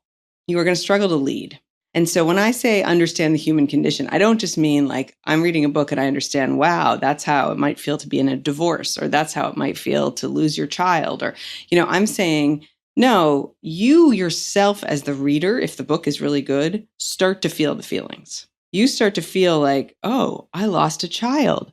Emotional exercise is hard. It's either happening to you, so you're going through an emotional situation in your own life, which is hard, but doesn't happen every day to most people, or you're going to get emotional exercise from, in my experience, a lot of people get it from film. They get it from video content. Short form video gives you like a dopamine hit, in my opinion, but not an actual deep story, emotional resonant hit. We think we're getting it when we see, oh, that dog fell through the ice and then that guy rescued the dog, and you're sort of like crying and you're so happy. But like in a 30-second YouTube video, like, no, that's not an emotional arc. That's just, I like to see people rescue animals who are drowning. But like, no, I think it's a serious film. Maybe it's John Wick. John Wick might be a way to detoxify your left hand. I almost cried. I said to my friend who'd seen it before, I was like, if they touch that dog, I'm going to lose it. And he just stayed silent. And I was like, oh no, here it comes. Yeah, anyway. But anyway, point is, I think it's emotional workout. Literature, great films. Yeah. The other thing I would say is fiction is often much more efficient and elegant in delivering truths than nonfiction. And that's speaking as someone who is a militant nonfiction purist for decades. And I really wish I'd started earlier with reading very, very high quality fiction. So what was your gateway fiction? What got you? I'm so glad to hear you're a convert. Gateway fiction. I mean, I would say that early on, I was an avid fiction reader. So as a kid, there were books like The Neverending Story, and then later Dune, for instance, science fiction, A Stranger in a Strange Land by Heinlein, which were also very condensed thought experiments. This is part of the reason why I like sci-fi quite a lot. So for folks who are male, also female, but if they're male tech on the spectrum overperformers, I'll usually steer them to, say, Ted Chiang short stories, like Exhalation is his second collection. Then I stopped for a long time because it was time to get serious and follow the rules and be a business guy and so on and so forth. So I read all the nonfiction stuff. And then I would say later on, now that I'm reflecting on it, because I'm trying to pinpoint, and maybe it's because you seeded me with the Argentina. I used to live in Argentina for about 9 months in 2004. And in an effort, this is going to sound ridiculous to people who are familiar with his work, but I wanted to read fiction in an effort to get better at Spanish. So I found side by side Jorge Luis Borges, which is incredibly challenging in Spanish, I will say right up front. But that ethereal kind of magic realism, Yes. fever dream type of conjuring that he was able to accomplish was intoxicating to me because it's effectively mind control, right? Like language on some level is mind control. If you said to me, like, what's the other to The Lighthouse? I would say 100 Years of Solitude, Yeah. Gabriel Garcia Marquez, and Yeah. my introduction to magical realism. And what's interesting is you went to this because a lot of guys I talked to, they're like Neil Stephenson, Three Body Problem. Like, Sure. It's like there's a sci-fi. Dune is always in there. Contact, like whatever. It depends on when they were born. Sure. But like you get this sort of sci-fi. But what you just did, I love, which is where else is there sci-fi? In a lot of Latin American literature. Yeah, Isabel tons. Allende, Borges, Marquez. Yeah. And that's where like maybe the genders can meet, which is like really emotional, gripping, multi-era stories, but really wild stuff. Yeah. It's like dream state is happening. Yeah, totally. And you're wondering, like, were they on drugs? Like, what's happening here? Of course they were on drugs. I Must have been. 100% love that you went there because Yeah. I think it's when you're pushing the sci-fi into like a different realm, it's magical realism. The most creative people I know, this includes business for sure, the most creative, if they're the most creative deal makers, they read and consume very widely. They're not going to this huge buffet and always eating the shredded carrots. Okay, fine. Like shredded carrots, yeah, they're healthy for you, easy to eat. I get it. There's a whole buffet. And they end up being able to connect disparate fields and ideas in a way that end up being ultimately incredibly interesting and sometimes very profitable. And I would say, who was it? He worked with Daniel Kahneman. I want to say it's Amos Tversky, something like that. But he said something along the lines of researchers waste years not being able to waste hours. I'm butchering the quote, but it's like if you feel so rushed that you cannot read a short fiction book, that is a symptom of a much larger problem, I would say. And so proving to yourself, like creating the slack in the system to do that has its own benefits. All right. Fiction conversation check. We believe in it. Yeah, we believe. All right. So let's come back to, I'm going to take a further, not digression, because this is just a natural conversation, but we are going to come back to feedback for direct reports. But I feel like we need a smoother off-ramp. So what might make a nice off-ramp from the fiction is something that is highly, highly, highly personal and nonfiction, and that is a working with me document. So I want to ask about questions that you might answer in a working with me document. You could explain what a working with me document is. And there are a number that come to mind that I have in front of me here, but perhaps you could just give a little bit of context on what a working with me document is and how it is helpful.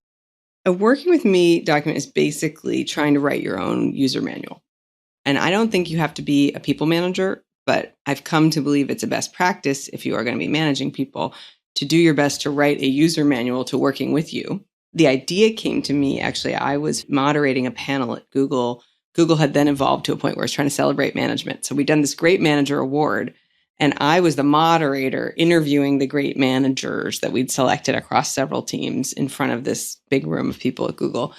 And I asked them, you ask, what are some practices that you think have really benefited you as a manager? And one of the panelists said, well, I copied this thing that Urs, and this is Urs Hulshul, who's a long, many, many decades at Google. I think he's only retiring like now, who worked in infrastructure and building the servers and a lot of what really makes your Google results come very quickly. You can thank Urs. And then at Google Cloud, a lot of work. But he wrote a user manual. And this person described it. And then they went on to say they wrote one and they shared it with their team and their team's response. And I was like, I should write one. Like, here I am moderating this great manager panel. I haven't done this. So like any good learner, I go back and I sort of like bang out this document. I mean, this is the thing that's the most interesting to me in this maybe anti-growth mindset. But this was probably, 2009, 2008, whatever. It was like many years ago. I bang out this document. And I call it the unauthorized guide because I don't work for me. So I invited comment. I said, for those who actually have had me as a manager, like, please tell me how on base I am or not. And then I gave it, actually, I at the time had this really amazing woman who had been a manager in my organization. And then she went on maternity leave and came back and asked to be my assistant. She said, I want to change I think I could be kind of a chief of staff to you. And she was very talented and we got very close. And she worked for me for at least half my career at Google. And I was like, Maeve, read this. Am I anywhere near, am I on base here? She was actually, she's Irish, which is a theme somehow in my life. I really bond with the Irish. And she said, well, I feel like at the end, you don't even acknowledge that you like good crack. And crack, which I'm saying wrong in Irish, is fun. Sort of kind of fun, joke, humor. Mm-hmm. Yeah. She's like, your meetings, she said, I've never been in a meeting with you where we didn't laugh, at least once. That's the kind of thing, by the way, that you don't know because you're never not in a meeting with you. Right. And so I was like, oh, that was super helpful. But I feel embarrassed that I said, am I saying I'm funny? She's like, no, you like a good laugh. It's true. I'm not particularly that funny, but I really enjoy humor. Anyway, so we added a section at the end. But she said, no, I think this is pretty good. I think you should send it to the team and see what they think. But what's amazing, Tim, is that document has not changed markedly. Huh. Since 2009 or whenever it was. Like 2009. It has not changed very much.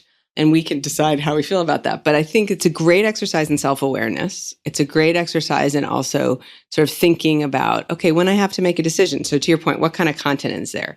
Some of it's very tactical. It's like, how do I what communication channels work best for me? So how to use our one-on-one versus send me a Slack versus a text versus call me. In today's world, that. I literally have people that I work with. Actually, I think, I work with Patrick and John Collison, the Stripe co-founders. Mm-hmm, of course. They contacted me on every channel. Oh, boy. How is it that you're texting me, WhatsApping me, calling me, Slacking me, rarely emailing me? Actually, emailing is probably the least interesting channel to them. So you give guidance, what are the best channels, how to use our one-on-one, but also things like, how do I tend to make decisions?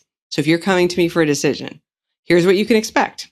If it's this kind of decision, how long will I need? What kind of data might I like? I have a section in my doc, which is I tend to be intuitive. So I've taken a lot of different personality assessments and I actually don't really spike in a lot of areas, but I spike as highly intuitive, meaning you come to me with something, I intuitively have an opinion. I'm like, oh, I think this is going to be the right thing to do. Or I say I'm intuitive and then I write ... Don't worry, but data driven. So I'll tell you my intuition. And then I'll say to you, bring me data. So we either can validate it or you tell me your intuition, but let's get some data so I don't just get out there and start operating without any basis. But I think that you're trying to reflect that. But I think it's important to reflect that. For example, in my first version, one thing that did change when my team read it was I said, I'm not by the way, every manager's like, I'm not a micromanager. Yeah. It's like a common, everyone's like, well, don't worry, I'm not a micromanager. Unfortunately, a lot of us are. And I said, I'm not a micromanager. I will delegate. I will trust you. But if I'm concerned, you're going to know and I'll get more involved. Right. And so I thought I was being pretty honest. When I do get involved, we should have a conversation because it means I'm having an issue with trust, which means I'm not sure I'm happy with the product. So this guy who worked for me, he said, I'm not sure that you're accurate about this. And I said, well, are you saying I'm a micromanager? And he said, well, there was this one thing. And he named this project that I had delegated to him. And he's like, then you proceeded to show up in every meeting, read every document, be in the spreadsheet. And that was, to me, felt pretty micromanaging. I was like, yeah, I bet it did feel that way. I said, I did that because that project was the first time, it was like a sales compensation scheme. I was like, that's the first time I'd ever built one. And I was really wanted to learn. And he said, well, you never told me that. As far as he was concerned, I showed up in every damn thing this poor guy had scheduled, and he's supposed to be leading it. He's supposed to make a recommendation to me. And I'm like reading all the same stuff, participating. I mean, it was looking back, I'm really embarrassed. I was like, I can't believe I didn't tell you, because I had full confidence in this. He was probably, by the way, better positioned than I was to build this thing. And I was counting on him, but then I went and undermined him. And so that's why, by the way, the Working With Me document's also helpful, is because if you have good relationships with people you work with, they will tell you, yeah, you think you act this way, but you really don't. So then I had to add a section about sometimes when it feels like I'm micromanaging you, it's because I'm trying to learn. The first time I've ever done a thing, you are going to see me hyper involved. But what we should do is establish that ahead of time. And if I don't, please call me on it. But anyway, the point is, yeah, the Working With Me document became something I just shared today with anyone who starts to work with me closely. And what happens in high growth environments like Google and Stripe is like your team changes a lot. There's new people, people's managers change. It's hard. You don't love that. But like I've had people come to me and say, you're my fourth manager in a year. So what are you trying to do? You're trying to create a shortcut, because there's anxiety when we first work with someone. Well, should I call you if I have some kind of crisis? When you're at night and Slack looks like you're available, should I Slack you stuff, or should I wait till the next morning? Or like you're looking for guidance, you're looking to read the person. I'm like, just tell them how to work with you. And then that reduces the anxiety. And ideally, they write their own manual. And then you've both sort of shortcut some of the get to know you stuff, so you can just jump right into working together. This is something I wanted to explore, because jumping, I suppose, to something you explore at some length in your book, which I definitely recommend people check out. I underlined this a couple of times for myself because I still feel like I have room to improve here, and that is, strive to make implicit structures and beliefs explicit. Make the implicit explicit.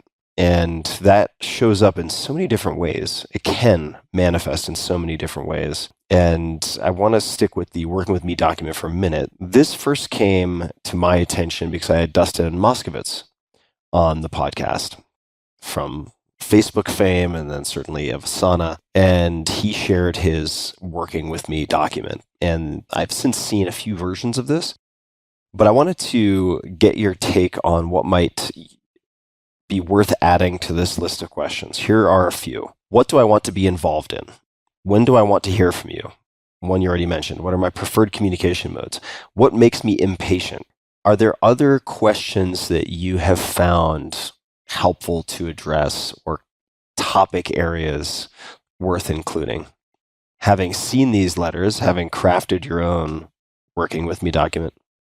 My Working With Me document was published in Elad Gil's book, High Growth Handbook, and went like a little bit viral, like viral for Claire, not for Tim Ferriss. But like still, I was like shocked at how many people that I've never met had like seen it. And I also got some criticisms on the interwebs that was like very egotistical in some way. It was sort of like, here's how you make me happy, which I was like, okay, that's like a totally fair criticism and not the intention. By the way, I'm like pretty highly empathetic. I'm like, I'm trying to reduce anxiety and help people feel comfortable being honest with me, whatever. But I get it. It seems very self-absorbed. So one of the things that I'm reacting to is like the question, I guess, if I were going to phrase it as a question, it would be, how do I help you make great decisions? Or how do you like to make decisions? You know, but I think in my document, I just sort of have headers like decision making, because I'm not. That's why yours called it user manual, which is a very technical, like an engineer is going to be like, I'm going to write a user manual to me. And I just called it Working With Me. There's a section on what types of information do you like to see? Because that's different than how do I want to be communicated with? And it's different than when should I get in touch with you, which is like, yeah, if there's a crisis, get in touch with me. But there's something in mine where I talk about the fact that if like someone on your team is having a major life event, I'd like to know about it. I'd like to send them a note. I'd like to say I'm sorry or celebrate their child, or, you know, I think what types of information do you like to have? I also get really explicit about things like email protocols mean different things to people, especially in different generations. I'm sure you've seen this, but I used to work with someone who would send FYI and really, really feel strongly that you need to process that information and like have a response. Whereas for me, I'm like, if you send me FYI, that means no response. That means for me, anyway. It means, yeah, like I can read it later and it's interesting, but I don't need to respond. And I'm like, I can't believe this, but I think I have to back to, I think you ask your guests a question of like, if you were going to have a billboard. Yeah. I think the fight for me in my billboard would be, is it make the implicit explicit, or is it undermine the superstructure from within? I'm not sure, but one of those is my billboard. But the first one, I think I get the first one. making the implicit explicit, is so valuable. By the way, a lot of people are like, I love that your book is like so humanistic about people and how to care for. I was like, folks, my book is about getting results. I do appreciate other humans and I love working with them, even though sometimes Patrick calls and I would be like, oh my gosh, this is like the hardest problem. And we'd go, oh, if there were no humans involved, it'd be so much easier.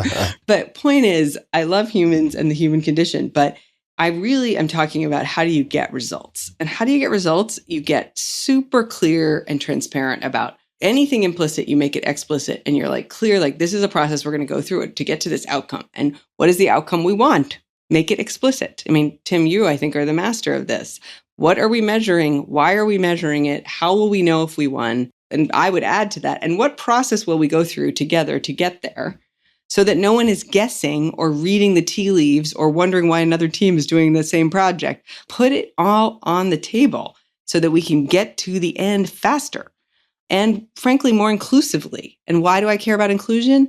Yes, inclusion is a good thing for people to feel better and included, but actually because if you've hired a bunch of smart people and yet they don't feel included, they will not share their opinion. And the reason you hired them is because they're smart people who bring diverse opinions. And if they won't say them, then you're like not really benefiting from all that work hiring them because you want a better outcome. This is all about results. But I think it's a little windy to get there sometimes. Yeah, totally. Until you make it explicit. I wanted to piggyback off of your Irish pattern in life and recommend a short film that I think won an Oscar. I might be making that up, but it won some slew of fancy awards. And I watched it last night, called An Irish Goodbye. It's about 22, 23 minutes long. You can find it on Vimeo. I think you might be able to watch it on YouTube as well. It is hilarious and profound and outstanding. I think based on the little that I feel like I've sort of felt out with our fiction love fest, I think you would really enjoy this. It is one of the better short films I've ever seen. It's really good. It's really good. So An Irish Goodbye. I've got, what is it, Little Big and Irish Goodbye. Start with An Irish Goodbye, because then you'll be like, wow, Tim really recommends good stuff. And then if you hate Little Big, at least I'll have some redemption preemptively. Okay. So it's fair. Like the amuse-bouche before you try to chew on the fever dream. And I'll say also, I'd love a good Irish goodbye. I used to find it a little offensive, but now I'm like, gosh, there's some real beauty in just disappearing. Oh, I do that all the time. Yeah. So email policies. I had a request from Kevin Kelly recently, who's been on the podcast and is a close friend. I asked him if I could help him with anything. We're having a conversation. He said, well, I do have one request, and it's not for him. It's because he gets asked about it so much. He doesn't have any issues with email, but he's like, I want you to ask every one of your guests about email policies / rules, systems, anything that they have ended up using that they have found helpful. And I will say in advance, my assumption is that it's not my assumption. I've also run into this. Even though this podcast has some of the top performing people in the world of every discipline imaginable, they all claim to kind of suck at email, they're behind, and it's hard. So I understand that. Being that as it may. See, it's a beautiful expression. Here we go. Be that as it may. Be that as it may. You are still going to have to answer this. Yep. Are there any sort of email policies, systems, rules, implicit things that you make explicit that you found helpful? I actually worked on Gmail right after it launched at Google, and like you should think I would be like a power email organizer, and I'm okay, but I'm not great. But one thing that just stuck out of my mind as you brought this up is I had a good friend who was a executive at Genentech, and she rose up with Genentech as it got big, and she got more and more responsibility. And she told me about this leadership training they put them in, Tim. Honestly, whenever I look at my inbox, I think of this training where they gave them some 30 minutes, some window.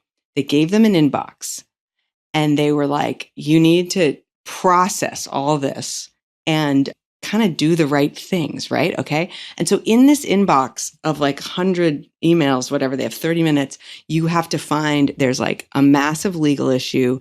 There's an HR violation, but it's like not in the headline of the subject of the email. Sounds like an anxiety dream. It's like a bunch of bombs in these messages, and you have to like open them, skim them, decide you have to come back to it, right? Yeah. And I kind of was like feeling like Japanese game show. I'm like, would this be a show that people might want to watch? And I think there is a sector of people who might find that like really interesting to watch. So sometimes I look at my inbox and I'm like, oh my gosh, I have 30 minutes and I need to find all of the legal time bombs. But one of the things that I think I'm very good at on email is it's a set of people in my both professional and personal life. Like they get opened immediately. And I'll open it. And if it's, by the way, read FYI, I'll read it later. I really want to make sure. I mean, it's easy. Some of these people, it's like easy. It's like your kids. By the way, my kids are teenagers. They never email me. So that's like easy. But, you know, certainly if you're the COO of a company, even if you're not the COO anymore, if the founders of Stripe emailed me directly, I'm going to open the email pretty freaking quickly just to make sure, like, you know, so it's sort of like your boss but I do think that some people have a methodology, which is either LIFO or FIFO, last in, first out, whatever. Yeah. And I think that that's tempting. My husband does this a little bit. It bothers me. I'm like, you have cues, which is who is it from? And is it group or is it direct to you? And use those cues to prioritize. And so if you only have 30 minutes, you know where to start. That's one of the things. And it is a combination of the people and what's being sent to you directly. So I think that's like a number one rule I have that I'm pretty actually good at. So there's certain people who feel I'm very responsive on email because I am very responsive to them. Yeah. I'm not maybe responsive to everyone as consistently. The other is this is like more of a cheat, but you're an investor, I think, right? So I've invested in some companies, and a lot of them send these investor newsletters or investor updates. And of course, because I do have some Gmail skills, I label them. I know there's a folder full of them. And I have every intention, Tim, that on Friday for like 2 hours, I'm going to read those investor updates. Okay. You know what? That is not correct. Sometimes when I'm on an airplane and I'm trapped, I like open and start reading them, but like I am not reading them in a timely fashion. And I'm sorry, all the founders I've invested in. I'm sorry. I'm not reading your investor updates in a timely fashion. But what I've learned to do, and this goes back to making the implicit explicit, and also to another rule I have, which is strive to set expectations with people. So now when I invest in a company, I say to them, look, you may email me. I'll give you my email. I said, I'll give you my cell phone. I'm quite good on text, but please don't abuse it. And if you want to WhatsApp me and not whatever, either of those is going to work. And then I say to them, I want you to know, I really appreciate getting the investor updates. I will not read them in a timely fashion. I may not read them at all. If you need something from me directly, like you need help me interview this person, or I have you should get in touch with me directly, not as like at the end of an investor email that says, please help us hire some more data scientists. Right. And cognitive load wise, I'm like, phew. Yeah. I have been feeling so much guilt about not reading their, by the way, they spend so much time on them and it's terrible sometimes, but I no longer feel guilt. I've told them you must contact me directly. Set expectations. But this is actually a management lesson, which is why not, this goes back to the user manual or the Working with Claire guide. Like, why not tell people I have this habit of ignoring this kind of thing. And if you need my attention, please, you have my permission. Please use it. Please text me even. I mean, for these founders, they have my phone number. I'm like, if you need me, you can call me. But it's sort of a human lesson we learn over and over again, which is we're like dying inside that we're disappointing someone. And I'm like, no, just renegotiate the terms of what expectations they should have of you. How else does this renegotiating show up? This has become, it's embarrassing to say, but I'd say maybe in the last 2 years has become such a revelation for me in a sense, because I always thought about negotiating as the thing you did in the beginning. And I got, I think, pretty good at that. And at times, though, I would have, who knows, like maybe I had 2 glasses of wine or I had too little sleep or whatever, and I would agree to these things. And then later I'd look at my calendar and my blood pressure would go up, 30 points, because I felt trapped by these commitments that I made when I was compromised or rushed or lazy, fill in the blank. And this renegotiating has become an invisible option made visible for me in the last 2 years. Could you talk a little bit more about how you have used that in your life, personal or professional, how that shows up? Like examples would be really helpful here so people can really get a grasp on it. I'm having like almost a physical reaction to relating to you about this calendar. It's like your past self. I used to say, oh my gosh, I just mailed myself a letter bomb. So one is, of course, we all strive to improve, which is do not make a decision in the moment about a time or a commitment of resources or time without trying to project your future self. But of course we all do, because you're right. We're rushed. We're trying to be responsive. We're trying to move through our inbox, by the way, because we've only got 30 minutes or we might fail the corporate training test. Or the Japanese TV show, don't want to come in last. Yeah. So one thing is trying to be better about projecting. And I also had a friend who's like a very kind of spiritually in touch person. And she said, when something is requested of you, she said, you need to sometimes listen for the quiet no. Can you say that one more time? So she said, when something's requested of you, a person, I mean, she's like, sort of like, sometimes your reaction is, wow, yes, right? You've had this. I mean, hey, Tim Ferriss asked me to be on his podcast. I was like, yes, emphatically. That is something I want to do. That is easy. My future self is very happy to be, my past and future selves are very happy to be here. But often we get a request, you have this experience and you're looking at it. And she says, listen for the quiet no, because we are often feel like we have to say yes. And her trick is, and I know this wasn't the question you asked me, which I will answer, but her trick is... These are really closely related. I'm so interested in this. Yeah. I think they are. Do not respond immediately, because we often feel, I mean, if you're someone who prides yourself on being decisive and responsive and empathetic, as I do, I feel like, well, they asked me to be on this panel at this important conference or whatever. And I'm like, I've learned that my response, in fact, should be, when do you need to know whether or not I can be on this panel? Or I'll even say, I need 2 weeks to get back to you about whether I can be on this panel. Because if I don't give myself some space, I will do yes instead of the quiet no. Because I didn't give myself time to really think about, is this my priority? Should I spend my time? Oh my gosh, I have to fly to this city. Like you have to really think. So I think when you are renegotiating, so I'm proud of you that you found this as a skill. And by the way, I have the same problem. I had a delayed travel earlier this week and I was looking at my next day and I was thinking, well, I am going to get home, but I'm going to get home at like now 2 a.m. And then I looked at and I was like, I should not even be doing that stuff. I was like, why did I even agree to go into Boston and have lunch with this person and then talk to this other person? And so I was like, I am going to renegotiate those commitments. I don't even have to say that I was delayed. So it's a good skill. But what I look for is a pattern of why am I renegotiating this stuff? It means I'm not making the right decision in the first place. So I listen for the quiet no. But if I find myself renegotiating, it is often about, commitments I've made. Commitments, especially of time. My mom was a very talented, apparently, mathematician in college. And my mom went to Harvard, Radcliffe then. But, I think it was pretty rare for a woman to be like a star in the math department. Super rare. And she decided to go get her PhD in history and to major in history. And I said, why did you switch? Why did you make the switch? And she said, I realized that there is a trade-off that most people find themselves making between money and time.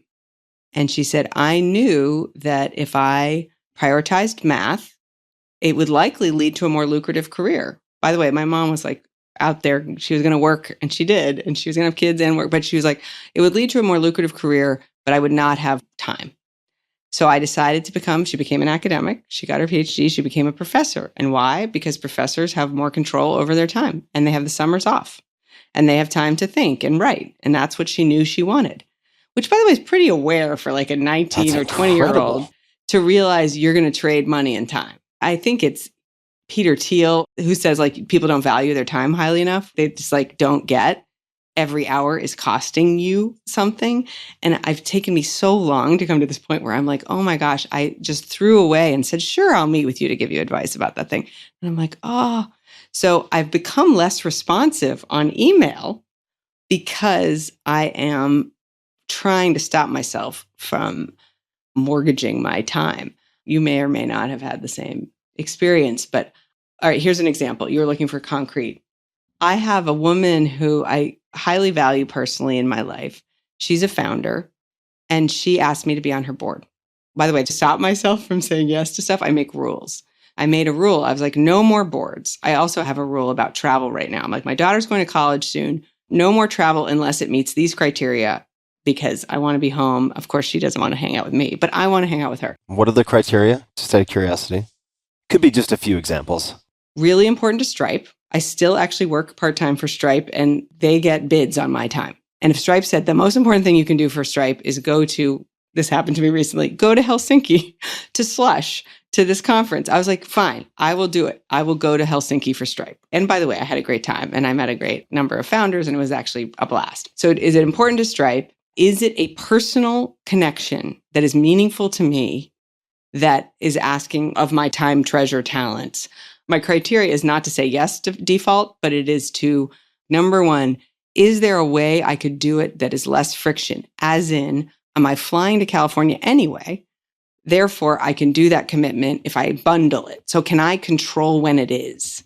And if I can control when it is and it's a personal connection that's meaningful to me, I will make it happen, but it will not happen quickly. But if it's not something I can control where and when it is, then I have a subset of criteria of like, but I often will say like, could this thing, maybe it's a conference, can I do this next year and get back to you later so I can actually think for a minute? A lot of it is buying time. But I have these rules about things because it stops me. So I said to her, I have made a commitment to myself that I will not join another board. And she, because she's a talented founder, she's persistent. And she said, why don't you just come and be an observer? Why don't you just come to... Tricky. I know. Come to the board meeting. And then she told me why she really needed help in this particular moment. And there was a situation where having someone who was sort of a friendly, who was neutral in the room was going to be valuable. So I said, okay, I will come, but I will not, like, I really want to set your expectations right back. I was like, this is not going to reel me in. I'm not going to join the board. And I did go, and she actually convinced someone else. And the two of us went, and we actually, I think, helped her through a particular moment by being sort of board participants. But then she said, I'd like you to come to every board meeting. And I said, I don't think I can commit to that, but I can try when it's virtual. And if it's in person, I'm pretty sure I won't, but you can invite me. And I went to a couple. I did pretty well. And then I started to look at my calendar and I was like, I can't do this. I can't even take 3-4 hours. And so I needed to renegotiate it. There's a quote that I have in my book that people find, I think, the most compelling line in the book. And I keep having to remind them, it is not my line. Yeah, I know this problem where I'm like, no, problem? Don't attribute it to me. Like, that was Mark Twain or whatever. Exactly. The line is from Ron Heifetz or Marty Linsky. These are the adaptive leadership guys who do the balcony and the dance floor analogy. And it is, leadership is disappointing people at a rate that they can absorb. Yeah. I had that line underlined. It's very catchy. Because it really makes you think. And it's kind of dark too. Yeah. What does that mean in like concrete terms? Yeah. And then I'm not going to let go of the renegotiating because I'm going to come back to that. I want to ask you about phrasing and wording that you use. But let's talk about leadership and disappointing people. Well, I think one of the ways that leaders disappoint people is their time. You don't have unlimited time. You're the CEO of a company. There's no way you're going to be at all the things or do all the things. But the key is, how do you create enough leadership buy-in that people understand? And also you get a little bit of forgiveness when you're the CEO, I think. But leadership is disappointing people at a rate they can absorb. To me, is about, management is very knowable. It's like, how do I get from point A to point B? What people do I need? What's the scope? How are we going to measure it? Here's the project plan. Here's the milestones. Here's the talents I need. And now I'm going to deploy and delegate. And I think leadership is very unknowable because it is essentially having a vision, an idea, a goal that you haven't even fully understood yourself, right? Often. Yeah. It's like, we're going to climb this mountain that no one has ever climbed before, by the way. And you have to be really convincing to build followership. You're painting a picture of the top of that mountain, man. And it is awesome. And the climb is going to be like really challenging, but really rewarding. And you are going to get on that journey with those people. And you are going to be wrong about a lot of what you just said, right? No, actually, it wasn't as easy up the south face as we thought it was. Yes, we did actually need special equipment. I mean, come on. You don't even know how you're going to get up there. The analogy that's more concrete that I use is I came into Stripe and look, it's a product that has people's money. And you need to have good support experiences when something is wrong with any kind of payment. I'm expecting money. I'm trying to take money. I'm moving money. There's a high expectation. And Patrick is like, we need to build 24/7 global support. We had really good ambitions. And by the way, I want to be clear. One of the things that Stripe has as a value is to be users first. It is always our most important operating principle. It is actually deeply in the culture of the company. So much so, Tim, that when the support team would get behind, the entire company would stop and answer support emails. And so this was becoming an existential problem because we had to do engineering work and other work to build the company. But we were like ending up on Fridays before the weekend, because you want to get back to people quickly, answering support tickets. By the way, you hit product market fit, you get traction. This is a super normal problem. But it is not great because the product is people's money. It's a quality problem, but it's a problem nonetheless. And so Patrick is like, look, we need to have this 24/7. And I had to get up as the leader and say, I will build this. And I had built similar things for Google. So I wasn't like completely describing a mountain I'd never seen, but I certainly didn't join Google when it was only like 160 people with 21 support people. And I was like, we are now going to do a set of things to solve this. And it took me a few years, and it's not perfect.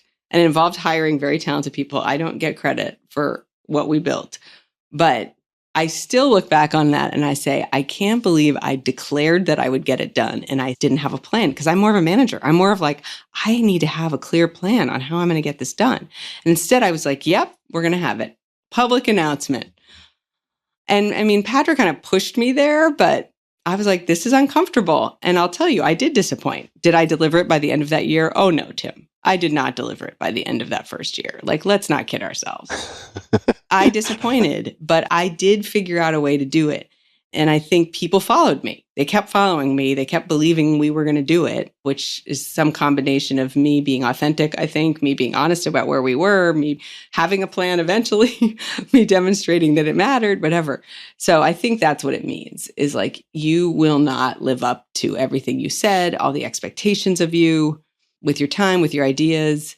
We're all humans. We're not perfect, and we're not fortune tellers. I'm not a fortune teller. So this ties into the renegotiating actually pretty well, because there are many different species of renegotiating. One was, you gave an example very early on in the conversation when Lucy was getting thrown under the bus. The dog ate my homework situation. And then we segued from that to the player versus victim. And the player would say, you know what, you're right. I committed to get this to you by 5 p.m. I didn't. And because this emergency popped up and I didn't let you know, I should have let you know. How about 5 p.m. tomorrow, or whatever the example was?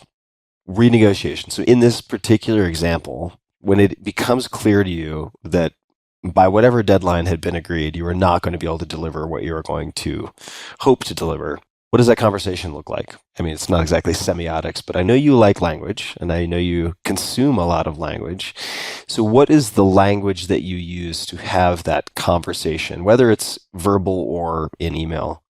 I think you made the connection and then you didn't finish making the connection, but it is so easy to sound like a victim when you are facing this kind of a situation. And if you're someone who prides themselves on being a player, on taking ownership, and you've made this commitment and you're like, oh my gosh, there's no way I'm either coming to that meeting or delivering 24/7 global support in 6 months. And so what does it look like? I think what it looks like, the first thing I did that was probably the smartest thing I did when I joined Stripe was I listened and I did my first 90 days and I talked to everybody and I heard sort of, here's the priorities, here's what people need, here's what need my attention.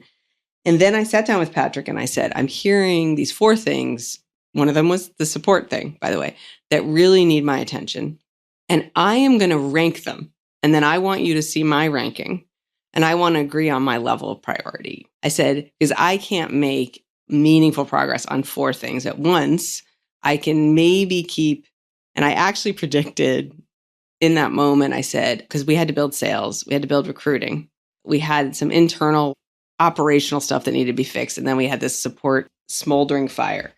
And I said, I think I actually need to build sales and recruiting ahead of fixing support.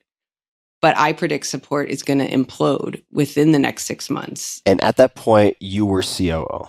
Is that right? I was COO. Yeah. I was actually hired as chief of business operations, and then we just swapped titles with someone else, but it's a long story. But yes, I was basically COO. And remember, we're users first. This was because we were also not getting back to sales leads though, Tim. I was like, I'm also here to build some revenue. I'm here to build go to market, and I'm here to deliver some revenue for this company. And I'm like, we have this other thing where we're not getting back to our prospects. And so it was a very Sophie's choice kind of moment, honestly. Oh, and then we couldn't hire people to build the company, so we couldn't get back to sales leads. This is normal, by the way, this happens, and especially for people like me coming into that kind of opportunity. But what I loved about that conversation was Patrick was, one, first of all, supportive. He was like, great, this is good for us to talk out now. And then he had to admit, he's like, I can't believe I'm doing this. But I agree, you're not going to fix support in the first 6 months. We made an agreement. And then, by the way, Tim, 4 months in, complete explosion. And I was thinking in my head, thank goodness, this goes back to expectation setting. I'm like, thank goodness I said out loud that I thought it was going to explode. And then, by the way, still terrible. I was still sad. I was like, oh my gosh, I had to go then put it at the top of the priority list, basically. But I had at least 4 months to build some other things. Point is, one is try to set the priorities, align on them, and set expectations ahead of time. Even if you haven't done that, you're going to reach a moment where you're like, there's no way we're getting to the top of this mountain. And so what you try to do is not come up and make a bunch of excuses. So what I think I did in those moments, we had written public goals in the company, we had plans. And I just want to be clear, none of the plans, this is where when you're working with founders, maybe this is a side, what do you call them? Side quests. This is a little bit of a side quest. Love side quests. When you're working with founders, people describe this reality distortion experience, which often is more that they have a version of reality and they're like, no, we can ship the iPhone in 5 minutes or whatever, and like everyone's like, yes, Steve, yes, we can, right? There's another version of reality distortion I find, which is you can fix that thing in 5 minutes. It's now a joke between Patrick and I, because he'll be like, yeah, we could just like code that up. And I say, in 5 minutes? It's not 5 minutes. So we had a consistent conflict where I would say to him, no, that mountain is not going to be climbed by the end of this year. I never actually said I was going to build that thing by the end of the year. And he refused to hear it. He was like, no, it really needs to be the goal. This actually needs to be the goal. Be that as it may, Claire. Be that as it may, Claire. I'm making it your goal. And I was like, okay, under duress, I am going to take this goal and try to put some language in it. I'm going to get a red, right? Whatever on your, that doesn't feel good. This is the other thing. It's beneficial to walk into a situation like that after some amount of career success so that you have some amount of self-actualization. So I was like, luckily, my whole identity is not tied up in this goal because I would have been destroyed. I would have really lost confidence. By the way, a lot of leaders you hire into a startup environment end up losing confidence just because you're getting pummeled. Totally pummeled. And you need to sort of be like, no, I have identity outside of the success of this moment. But I was like, all right, I'm going to publicly get up in front of the company and have failed on this goal. But we disagree. We agreed to disagree that this is possible. What's also funny, though, is I was like, I think he really believed it was possible. And he's very smart. And of course, then I'm going home. I'm driving home at night. I'm like, has he ever built anything like this? No. Why am I even listening to him?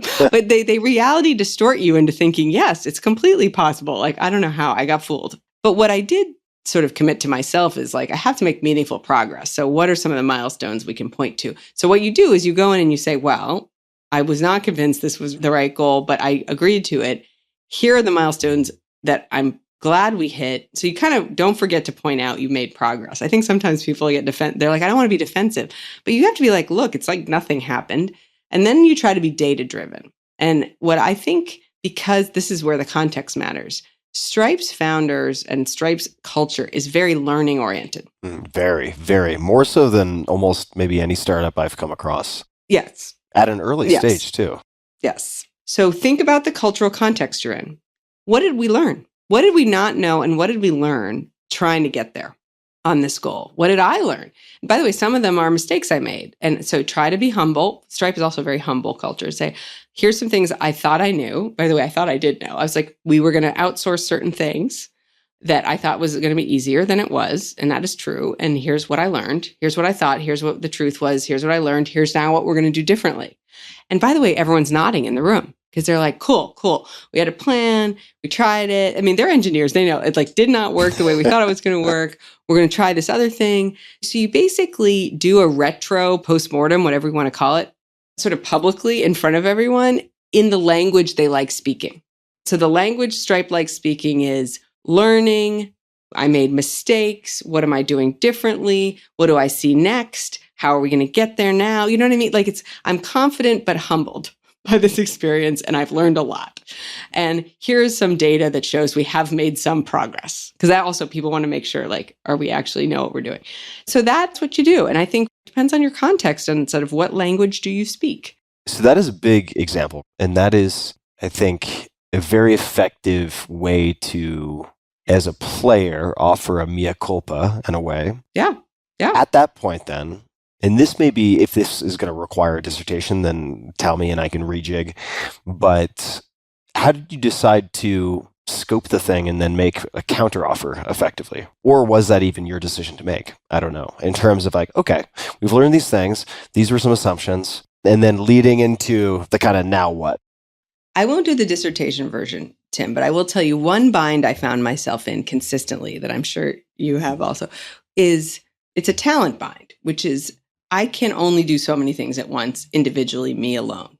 And I did feel like a victim, I'm going to be honest, because I had been trying to hire someone. I had hired someone, they hadn't worked out, partly my fault, partly not my fault.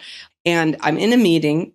This happened so many times, but I'm talking to Patrick and I'm like, look, we know so-and-so didn't work out. Here's what happened with that. We now face a choice, which is you have Claire as a resource, me alone. Am I going to go lead support directly? Like, am I going to go start building this thing with most of my time? And what is the opportunity cost of that? What is the trade-off of me not leading sales, by the way, at that moment, which I was also leading? And this is where I fell into a trap because I had like a few too many needing to clone myself problems. And this happens when you're growing quickly, but it's still, I got into an egregious case of needing cloning. Then we're having a renegotiation conversation.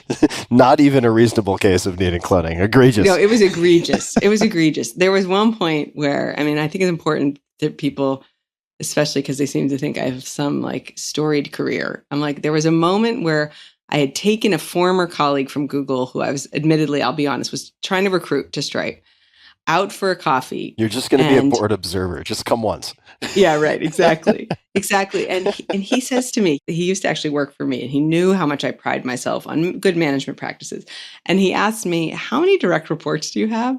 And I told him, and he almost like I had to peel him off the ground. He's like, I can't believe you let that happen to you. He was like, what happened to the Claire Johnson that I know? I'm like, I know. I'm so sorry. Like I had so many direct reports. How many direct reports? It was a crime. I think at peak. I think the peak, I want to say the peak to you was 23, but it might have been 27. And I just like lost control of I really don't, Tim, I didn't want to go here. That's a lot of one-on-ones. I didn't want to go here. It's so many one-on-ones. And of course I do actually make one-on-ones happen. So point is, I got schooled by my former direct report for violating my own rules in the need for cloning. But the point is the negotiation turns from we're negotiating you getting this massive goal done to what's the cost of me getting that goal done for the other priorities? And then you're making a joint decision. By the way, the outcome of that negotiation could have been, let's not build out sales any further. Let's not keep internationalizing. Let's not open new markets. Let's wait on those other things because we decided you should just go and be the head of support. Honestly. That was not where the conversation went. It was like, okay, what creative ideas do we have to somehow do both? Because we're reality distorting. That's fine. But actually, you got to push yourself. And so I think in that exact moment, if I'm remembering the scenario, we talked about some talented people. I had hired some people into the org who we were like, could we lean on them? Could we put some newer leaders, managers into the deep end and get them to take on more of this plan? And in the end, that was part of the solution, which is let's take some risks with some people we have, give them more than they probably are ready for, and see if they can swim, which I'm not always a fan of because I have seen people not make it out of the pool. By the way, a lot of young companies find themselves in that situation. And if you have great hiring, which we did, I'm proud to say that, actually, that's where opportunities and magic can happen for people. Like, I'm going to get to build out the global support org. But anyway, so we ended up sort of compromising, but we weren't going to trade off my other responsibilities. And that became a more important discussion about how do I deploy. Anyone who's the CEO has got to be thinking, well, who are my most important resources and how am I deploying them against the most important priorities? So take the negotiation up to that level would be my advice. That's a great macro renegotiation example. And we're not going to stay on this forever, but I want to spend a little more time on it. When you're renegotiating the next day, so we're moving down to the micro here, what language do you use? Like you have a meeting booked, you got a lunch booked in Boston, you got this, you got that, and the other thing. When you reach out to these folks, what do you say? I think you want to, again, be a player, not a victim, and you got to take responsibility. So I think there is a version of saying, I don't love if it's the next day. That's rough. Yeah, it could be the next week too, right? It's just broadly speaking. I do actually tend to look at my calendar at least a week ahead and sort of start renegotiating because I don't like to be the one who's like the morning of or the day before. But I think you sort of own it, whether this is an email, it's probably an email, but it might be a text. And you say, first of all, I am very sorry. I know we had time tomorrow on the calendar. I am staring at a list of priorities and I've realized you're saying something that doesn't hopefully make them feel diminished. I mean, I often will tell them there's this thing. I am on this board in the middle of a transaction and I have to be on a phone call for 4 hours tomorrow. And unfortunately, I think I need some time to prep. And I booked our lunch and it's not realistic. I'm not going to be able to be present at that lunch. It's not great. I try to give, I'm probably over context people, but I think it makes you more human. It's like, look, I did this thing. I'm sorry. What if you don't have like a house fire to point to? What if you just look at it and you're like, you're not important. Yeah. I mean, yeah, but you get it. No. Like, you're like, why did I agree to? Why did I mail myself the letter bomb? Yeah, the Ghost of Christmas Past is coming to scratch at my door, and I'm realizing I don't want to moderate this panel in Tuscaloosa. No offense to Tuscaloosa, but you get the idea. Because I've got all this other stuff going on, and I just don't want to spend the energy. Yeah. What do you do in a case like that? So again, I try not to be the day before. Sure. No, let's say you look out and you're like, okay, this thing is in 2 weeks. I'm not doing this thing. Yeah. So my instinct is always to offer context and be a little bit vulnerable, which maybe is not expected. I think you also know I think women will get judged more for certain things. And in particular, like not being conscientious is the thing that gets a little more beaten into you, is my feeling as a woman. And so you have to also watch out for creating some reputational issue that I think maybe not everyone has to watch out for. So maybe some of my instinct to offer more information is to try to avoid that hit. But I've been saying to people recently, actually, that I have reworked my personal priorities and the demands on my time are higher than I've actually seen in my professional life, which is true. And I have realized that I cannot do a good job of some of the commitments I've made. And unfortunately, I can't travel and be on this panel and be effective for you. And this is where I feel sometimes I'm a little weak. I'll try to offer, I try to think, do I know anyone locally who could do this? I'll be like, I think I have an idea if you want an idea on someone who could sub in. I'll try to find some solution for them if I'm really leaving them in a lurch, right? Because I don't love that. But I kind of am just honest about I can't do this well. And I think you want someone at their best. It's not going to be my best. Yeah, that's good language. That's really good language. I'm not going to drag us back into the swamp of selling literature, but it's good language. That's good wordsmithing, right? Right. And I think you're showing, look, I looked at priorities, I realized, and also you're showing context, this is a true statement. I'm like, I have more demands on my time than I've ever had in my life. And I'm learning to cope with it. And I'm learning that I can't perform at the level I'd like to perform. And I don't want you to suffer for that. You want to show respect for people. They want a good panel. They want your best. You're saying please just, you have to trust me. I'm not going to be great. And they'll be disappointed. One thing that I do think, I think Cheryl's an example of this. They're people I've come to respect. They're the people who protect their time like demons, right? The other people I've come to respect are the people who are like very comfortable just saying no. Like, you know what? No, I'm sorry, I can't do that. My hope for myself, my future self, is I am not in the situation where I'm doing that renegotiation. Again, it goes back to being honest, taking time before you make the commitment, just saying no. But it's also with investments. Like a lot of founders will be like, or even nonprofits, they come and they're like, I want to tell you about our organization. And you're like, oh, that organization sounds amazing. But then do you want to waste an hour of your time and their time learning about it when you realize, I don't have time to commit a lot to this organization? What they would rather have is one, no, it's not on my list of causes that I support. Or by the way, two, I will give you X amount of money. You never have to meet with me. I don't actually have time, but it sounds good. Here's some money. Goodbye. And they'll say, well, can you make that commitment for multiple years in a row? Maybe, maybe not. But I think getting faster at like, there's a pattern here, which is you want my money and my time. Am I willing to give any money or time? Yes, no. If I'm willing to get a little bit, just tell them and get out. Don't have a dog and pony show about it. Or investments. I just don't really invest in a lot of B2C. I'll just write back and say, this is not for me. I don't really do B2C. Good luck. Yeah. And they're like, thank you. Because they didn't waste their time sending you a deck, sending you, Yeah, they're not chasing the Glengarry leads forever. And so you think you're being an empath by saying, oh, let me hear your story. This is my trap. My personal trap is I think I'm being an empath, giving them 30 minutes. Let me hear your story. And in fact, the empathic thing to do is to say, I'm going to do a probability assessment. The chance that I'm going to invest / make a donation are sub 5%. No. No for you, no for me. And you don't have to think about it ever again. You don't have to email me tomorrow and ask me again, right? Like they're going to keep coming back. Yeah, absolutely. I love that. I'm so glad I asked. And a great answer. Also, very useful answer. What are some other rules? We are going to back the car into the garage of self-awareness because a lot of this pulls at the hem of self-awareness from a bunch of different directions. But you mentioned that there are certain rules you have because your kid has gone off to college and therefore X, Y, and Z. What are some of the other rules that you have for yourself around what you will or will not do? Well, I have a rule. This is more of just a self-awareness. I do get intuitive and I do jump to sort of judgments, conclusions, solutions quickly. So I have a rule that, like, especially if I'm in a position of leadership and I'm in a meeting and there's other people, instead of stating my opinion, I have to ask a question. Because if you're the senior person and you state your opinion, like the whole thing is over. Yeah, right. Yes, Steve, we can ship it in 5 minutes. Exactly. Here's an iPhone.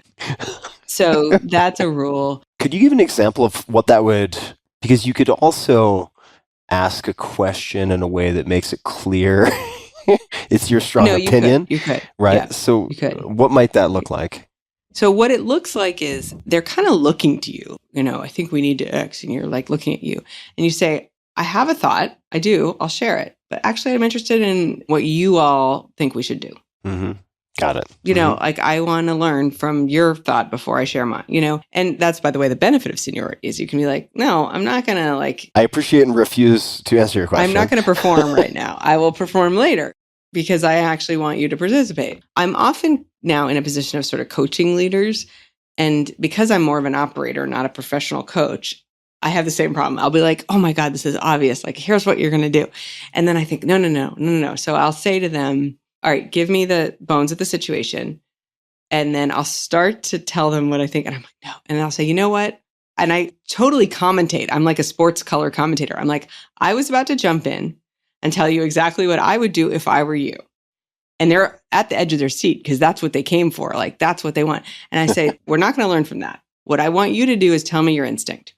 What is it you think you're doing next? And I don't even say, give me the whole answer. I'm like, what would you do next? Because it's often a situation. There's an executive they think is underperforming. There's a team off the rails, whatever. I'm like, what are you going to do next? Then I get them talking. And then I sort of get out from them. And I'll tell you, Tim, most of the time, there's a reason these people are leaders. Most of the time, they're like 80% of the way there. They're just not confident in their instinct. And so my job is not to tell them what to do or how to do it. It is to build their confidence in their instinct. And then, we can brainstorm the last 20%. And I mean, it's just like, this is a total digression, but good pedagogy, right? Like, how do people learn? People do not learn by being told answers. We all know this, but yet we get some amount of experience in our life and we think, I'm going to go tell some people some answers. No, what you're going to do if you're a good leader, a good teacher, is you're going to lead them through learning with you, and they are going to get to the answer, and you are going to celebrate them doing that. But I cannot tell you how many times I myself have to create a rule to shut my own mouth because I love helping people. Luckily, I don't think it's the know-it-all version of this. I think it's the, I can help you. Oh my God, I see how to help you. And I just want to tell them the answer. And I got to zip it. So one rule is like, I make a travel rule. Another rule I make is, as I already told you, which is don't say yes immediately. It has to be very rare for me to say yes immediately. And as a pleaser, that's very hard to be like, no, I'm sorry, I'll have to get back to you next week. How often do you say, I have to get back to you next week versus, I'm not sure, can you get back to me next week? Versus, in other words, like, where does the ball fall? In whose court? Good feedback for me, Tim, and I take it. Thank you. Now, I think that is actually a really good tactic that I don't do enough of, is to say, I think this is unlikely that I'm going to be able to do this. I'm willing to consider it, but what I'd like you to do is go look at your other options. And if you're, not finding something, feel free to get back to me by the end of the month and I will consider it. But it's, like basically telegraphing, like, I kind of want to try to help you, but I can't. You got to go to your plan B. I'm not going to be your keynote speaker. And that's a great feedback. I think that's a good, maybe even it's just, if you find yourself doing that, you should be asking yourself, why is it just not a no? It's a no. Yeah. It's a no for me. It's a no. Tim, right? But Yeah. maybe it's a way to trial yourself into realizing, oh, this is a no. Those are the training wheels. Yeah. I like your idea, which is like, put the ball in their court. Maybe, again, it's back to some donation request or something like, this is not for me now. Feel free to get in touch in the future. A lot of those people might just not ever. And I mean, sorry for them because they're not persistent, but is that being a player? Is that being a player enough? I don't know. Yeah, hitting the snooze button can lead to like a delayed 24-car pileup later, in my experience, right? Good analogy. I was chatting with a friend of mine about this because I'm fascinated by rules for folks who handle a lot of inbound of any type.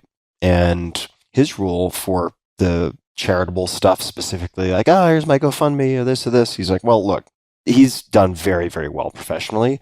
And he's like, okay, look, if it's a friend and it's basically any cause that's not going to entail reputational risk. If it's like, my buddy's doing climbing Kilimanjaro for prostate cancer and he has a GoFundMe, they'll basically give $5K to anything sight unseen because the universe of possible acquaintances or friends who's going to come to them with that is pretty limited. But the rule is like $5K, that's it. That's our rule. And then for anything large, it's just like we focus on this and this and this. And outside of that, we are not involved. That's it. Yeah, no, I think that is so powerful. That would be another rule, is like, for something that's a major commitment of my time or my resources, someone said to me, it's time, treasure, talent. But there's another one that's like testimony. Ooh, okay. So time, treasure, like capital, talent, and testimony. And testimony is interesting, right? Because you could, Tim, care about something that you can't give time to. And you could say, if you need a quote from me, again, now we're like in this weird rarefied air where someone might want a quote from, probably not me. But I think that that's another thing you can do. But the thing that for any of those categories, you need some criteria. Yeah. Which is like, some people, it's about climate. If it's not related to climate and working on the climate crisis, it's a no. And I think those people actually make more friends than I probably make because I'm like, I'm not sure. That sounds so important. Just to ask a clarifying question on one, time I get, that seems pretty straightforward. Hours, minutes. Treasure, it's like financial resources, things of that type. Testimony, okay, like endorsing something or some version of that.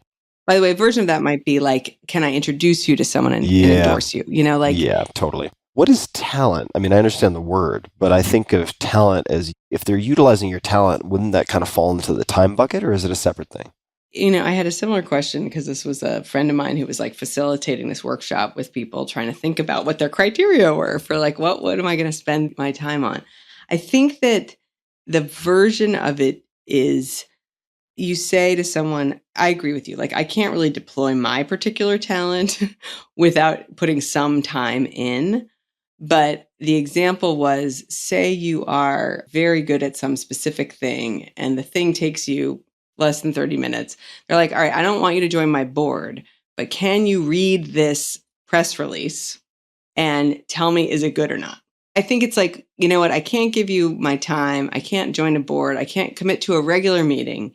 It's almost what I say to some of the founders I work with. I'm like, don't expect me to read the newsletter and try to volunteer for all the things you need. But if you think my particular talent is going to be useful, and here's what it often looks like, Tim, is they send me profiles of people they're thinking of hiring, and I give them a 5-minute Claire assessment. And so that is my time, but I don't get on the phone. I'm just like, here's the questions. Usually how it comes back, because I'm all about questions, is here's the 3 to 5 questions I'd have about this background.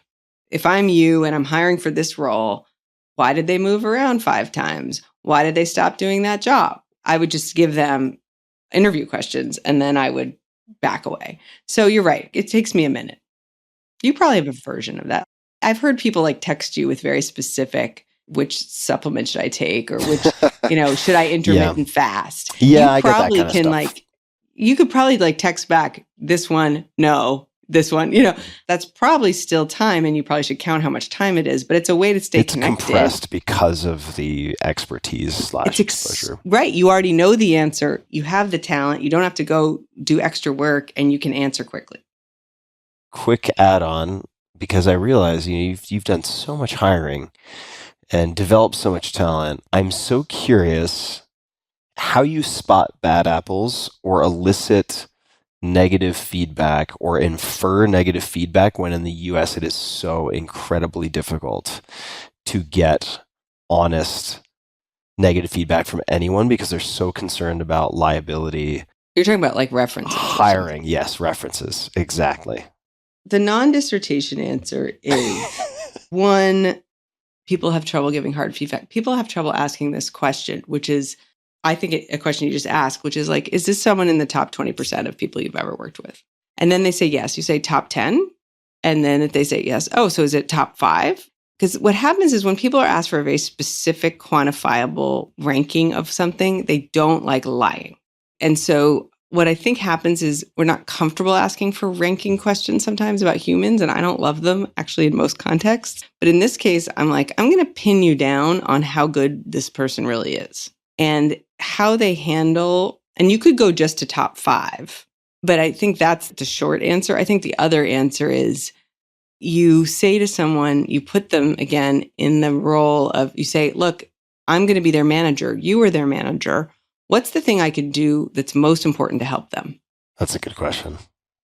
And people will say some very revealing things because all of a sudden they're back being the manager of the person. And they're like, well, I'll tell them to really be more truthful when things are off the rails. You're like, what? Yeah. And then you'll sort of get going. You're like, tell me a situation where you had to use that advice. Like what, Anyway, so those are 2. One very specific, pin them down, and one a little more tricky. So good. Oh, deft. Very, very elegant. All right. As promised, the garage of self-awareness. I think that is the very strained analogy that I used. And tell me if this ties in. And I'm curious what good answers to this question might be. But I do want to talk about self-awareness, so we can go into it however you would like.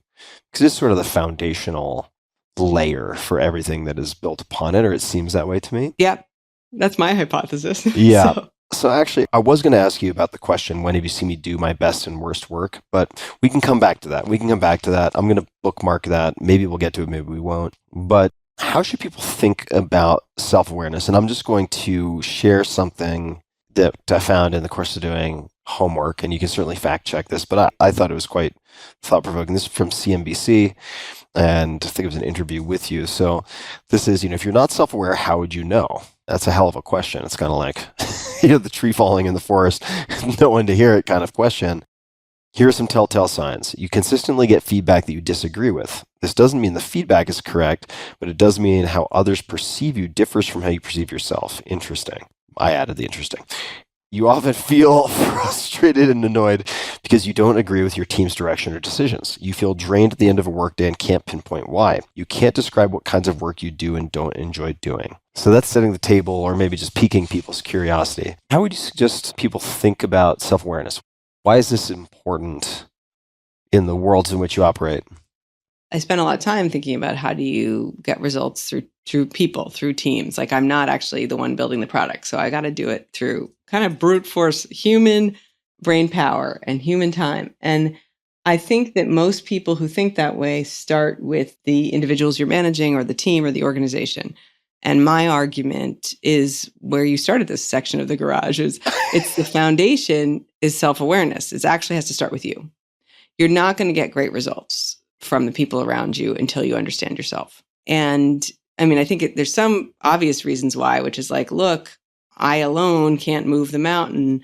I need you and I need to complement myself. How am I going to complement myself with other capabilities and skills if I don't understand what I'm bringing to the table? By the way, a lot of people think they're the director in every scene. No, you're not. You're often an extra. And just knowing that will make you more effective. So that's a side piece of advice for you. But a lot of self-awareness building, to me, a lot of these work style assessments you can take are just trying to help you figure out your defaults. Like, what's my default setting? A lot of them are asking you, are you more introverted or extroverted?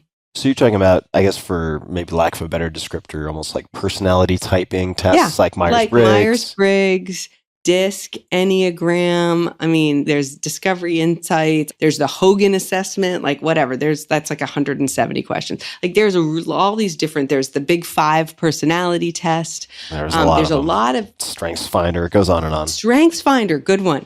Like there's so many. To me, they all boil down to on one axis, let's call it the horizontal axis. You've got, are you more introverted or extroverted? And the litmus test is sort of introverts think to talk and extroverts talk to think. So where do you fall on that continuum? And then the other thing is the vertical axis, which is, are you more task-oriented or people-oriented? Which, by the way, doesn't mean you can't get a task done. And my litmus test for this is like, if someone comes to you with like a massive problem in some organization, is the first thing you think of the first task that has to get done, or, oh my God, the people? And it's just, what do you lead with? For me, I'll be like, oh my gosh, someone's getting fired, which is sort of a task and a person answer, but you're kind of, anyway, but I would say, sorry, I'm being very negative today, but I would say it sort of boils down then. And then you think, okay, what quadrant am I in? Am I a more extroverted, task-oriented type person or extroverted people? By the way, a lot of extroverted people-oriented people are excellent at sales. Makes sense. Their default is, I love getting stuff done, talking to you. Like that's yay, be a sales. And then you've got your introverted task-oriented people. Where do a lot of those people work, Tim, do you think, introverted task-oriented people? Engineering, programming. Engineering, finance. Finance. Yeah. I'm going to give me a spreadsheet and I will rule the world. I do not, need to talk to you to finish this model. Right. Mm-hmm. Like, in fact, you often do. And I know that. And so that's the other thing is you have to be really careful not to stereotype with any of this and not to generalize. But I think it helps any human. Frameworks are useful for a reason, which is I am comfortable sort of saying, okay, where can I place myself in these quadrants? And then what does that mean my default setting is? And by the way, the people around me have different default settings. This is such a dumb tactical lesson, but I'm one of those people where if I trust who I'm meeting with, I don't need the agenda ahead of time. I'll be like, let's meet. And then at the very beginning of the meeting, bang out the agenda, make sure we know what we're going to get done. I still like to run it well, but I'm kind of loose with the prep. I have people who've worked for me who are like frozen. If they're like, I don't have time to think ahead of this meeting, what we're going to talk about. And I'm thinking there's something wrong with them. I'm like, well, come on. We trust each other. We've worked together. We're just going to spitball about this. And they're like, no.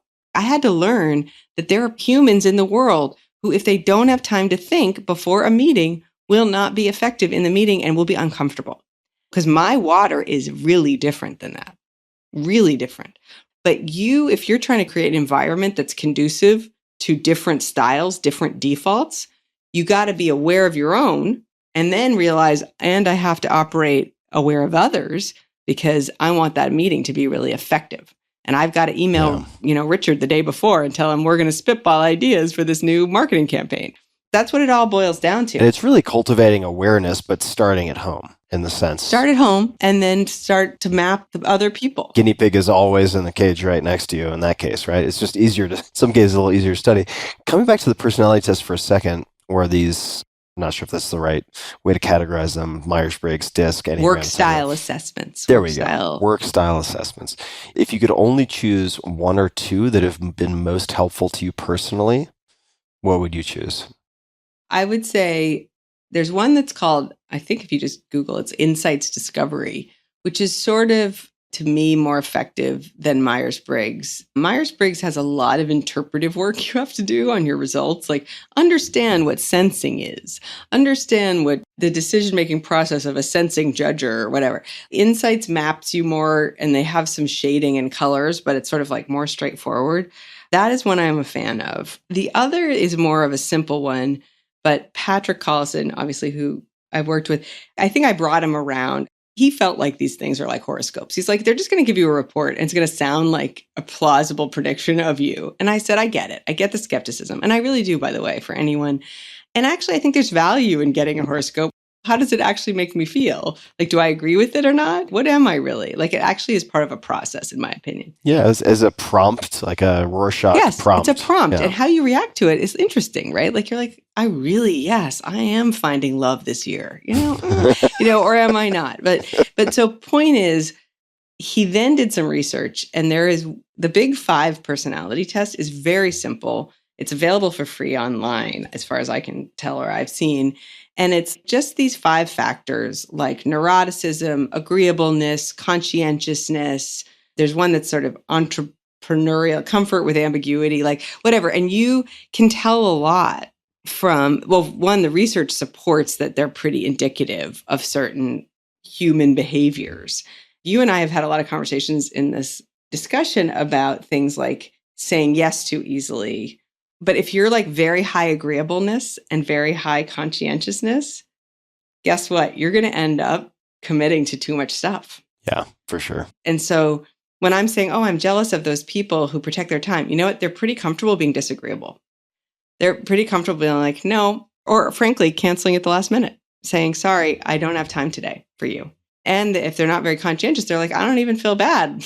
But by the way, no judgment. A lot of founders are really good about being like, look, I'm doing the most important thing that I got to be doing today.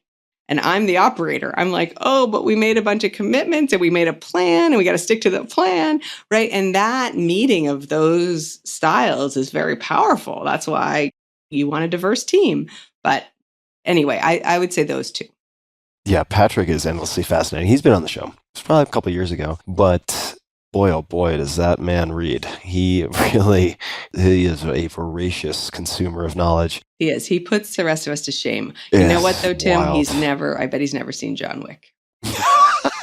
So we have that. We have that going for us. We do. 1-0 Ferriss Collison. Yep. Put Wick on the scoreboard.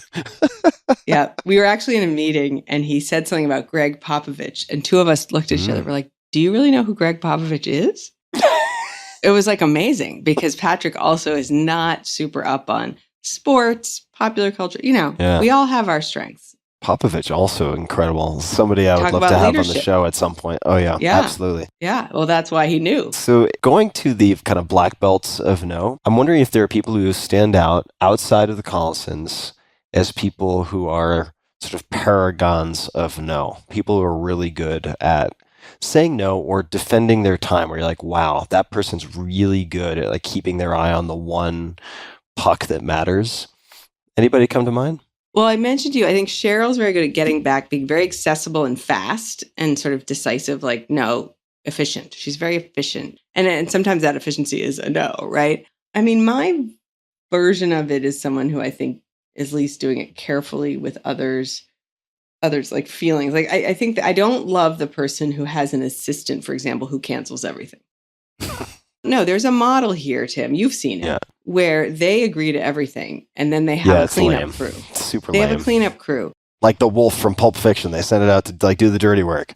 Yeah. Yeah. Yeah. I think what's happening is I'm doing left-hand column filtering names of people right now in my mind where I'm like, nope, can't mention them because I think they actually have a cleanup They crew. use the cleanup crew. They use the cleanup crew. Like there aren't that many who seem, I mean, I think you have some good, I think it's in 4-Hour Work Week. You have some good models of pushing people on not just being busy, but being productive. There's some engineering leaders I worked with at Google who I thought was very bold, but it of course makes sense. They would look at what were we planning in a meeting and they'd be like, I don't need to be here. Or this meeting doesn't seem important. And to me, those are paragons of no, though, because it was very open, very direct, very honest. It was like, I see what you're trying to do with this 1 hour, and I am not giving you my hour. Why can't more people just call it, Yeah. Uncomfortable. There's a finance guy that I'm on a board with, and he'll be like, what are we trying to accomplish in this? And how long do we need? And like, he'll set I'm here for that objective, and I'm only here for this long. And I admire it. Because he's like, don't be chatting away about other stuff. I want to be productive, not I want to hear about your fishing trip right now. Ralph. Exactly. So just because you mentioned the board, why no more boards? Just the thinking behind it. I think there are different motivations for being on boards. I don't know if you serve on boards. And no, I basically from the beginning, I have a number of friends who have policies that they won't join any more boards. And I took that as a sign. An indicator. And and so I've only done advising. I've never been on boards. Yeah. So I would say there's a sector of the world that feels it is a service. And I do think it's a valuable service. By the way, I serve on some boards with some people who are like Jedi Master board members. And I'm like, wow, you are serving these companies because you are like awesome at governance and proxy statements, politics, and you like get it, But I think there's a service motivation. There's a motivation that has to do with maybe a personal, like CEO really trusts you. You want to help them. Like that's mostly what happens with me. I'm like, I want to be there for that person. But it is a big commitment. And if you're someone who's realized that time is your most precious resource, which is my mom realized somehow when she was 19, but I did not, boards can stomp all over your calendar. They can just say, you know what? All day Friday, someone just made an acquisition offer. And you're like, goodbye.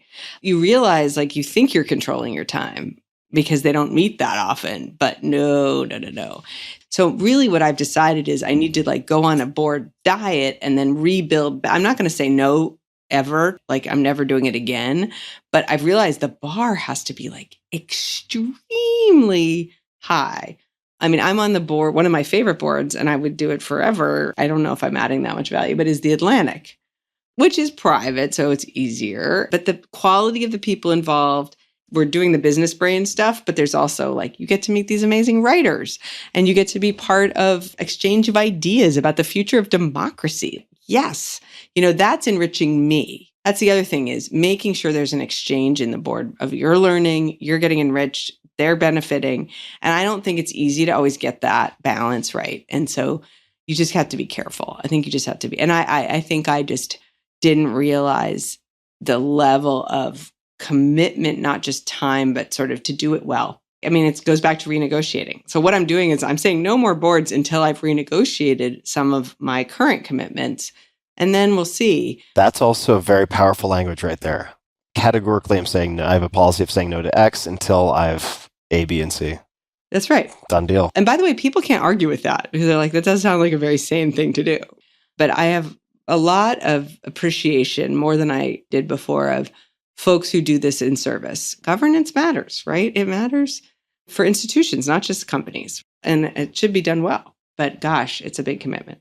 Be careful with those big commitments, folks. They sneak up on you. Yeah. Anything that has multiple years attached to it. Yeah. Oh boy. It's kind of like the scope creep, time evaporating version of the best business model of all time, which is being a venture capitalist, where you have these like stacked funds. That's great if you're taking your 2 and 20, but if it's a commitment of your time over multiple years and then they start to stack and oh my God, then you're like 27 snow layers deep in the avalanche of time requests. That's right. No That's right. bueno. And you get like a 10-year horizon. Yeah. I mean, at minimum. And that is like, seems exciting at the beginning. And then you stack another 10 and another 10 and you're like, wait a minute. All of a sudden I'm like 65 years old. And, anyway, I think it's yes, some funds have closed and hopefully you've done well, but you made commitments before those things happened to another set of them. Yeah. Totally. So it's like a rolling avalanche. The avalanche is not ending. Do not say yes right away, folks. Yep. Especially to multi-year commitments. That's probably the headline. That and the toy is broken. I'm telling you, that's your next book. I really think it could do well. I have to ask this because it's of acute interest for me personally, also because it might help me individually, but also with employees of mine. Managing high performers. How do you get extraordinary output from extraordinary people without burning them out or letting them burn themselves out? If I was like, what are the pantheon of management lessons? So one of them is you got to manage different people differently. Another pantheon lesson is spend disproportionate amount of time with your high performers, because instead what we all do is get all of our time sucked by the folks who are struggling.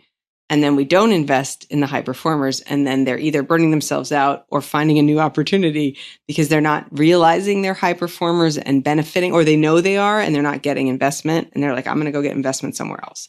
So number one is, how do you manage them? Is you make sure that they are a priority of yours, even though they are perfectly good on their own, which is the sort of dilemma, right? Like, how do I help them? In my book, I source a lot of frameworks. The book, Scaling People, Tactics for Management and Company Building. Oh, yes. Thank you. Just to throw it in there. So there are a lot of QR codes. You can scan and look at the sites where I reference a lot of materials and books. Conscious Business, Fred Kaufman's in there. One framework, as far as I can tell, I made up myself, was a top talent framework, which is, again, I try to simplify things, but I think high performers fall into two categories, and I call them pushers and pullers.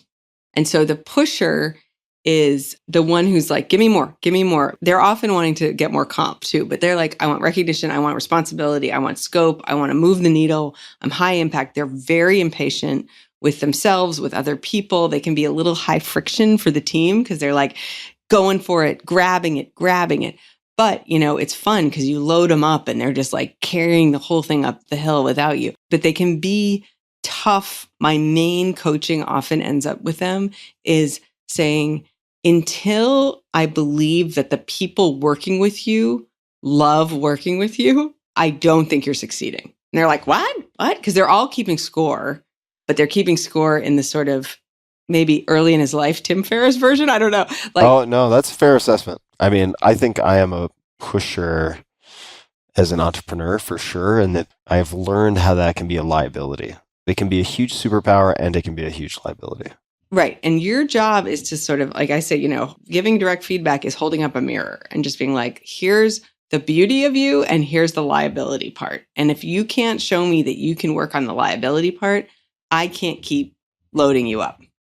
Because in the case of the pusher, yeah, they might burn themselves out, but they actually burn out the people around them. So that's the pusher. So the puller, it's funny, this happened to me in a couple of conversations I've had, is I'm usually being interviewed by someone who's like the pusher and I'm the puller. But anyway, I'm the puller, is someone who, no complaints, you load them up and they're like, yep, I got it. But they're not asking for it. They're not grabbing it. They're not pushing, but they're highly competent. They're very organized. They're very consistent, reliable, and they have good judgment. And you're like, okay, I know that person won't screw that up. I know that person will get the people to the party and whatever it is.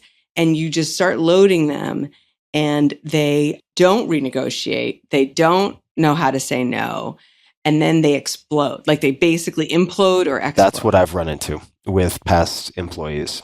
Yep. And there's some, I went through a period of my own development where I was like, I think of it as my martyr period, where I literally, I don't know who I thought I was martyring myself for, everyone else. I would be doing all this stuff for my colleagues, for my team. And I was like, no one appreciates, I don't know. And I eventually had a really good open conversation with a guy, not my boss, who worked with me. And he's like, did I ask you to take that on? You just started running that project, or you run our planning process, or did someone ask you? And I'm like, well, no one was doing it. So I'm doing it. And I was like, And he's like, and why do you feel like you have to do that? I was martyring myself for nothing. I think martyrs at least are celebrating a god. I was sacrificing myself on the altar of someone didn't do the work, so I'll do it. It was very bad, very bad.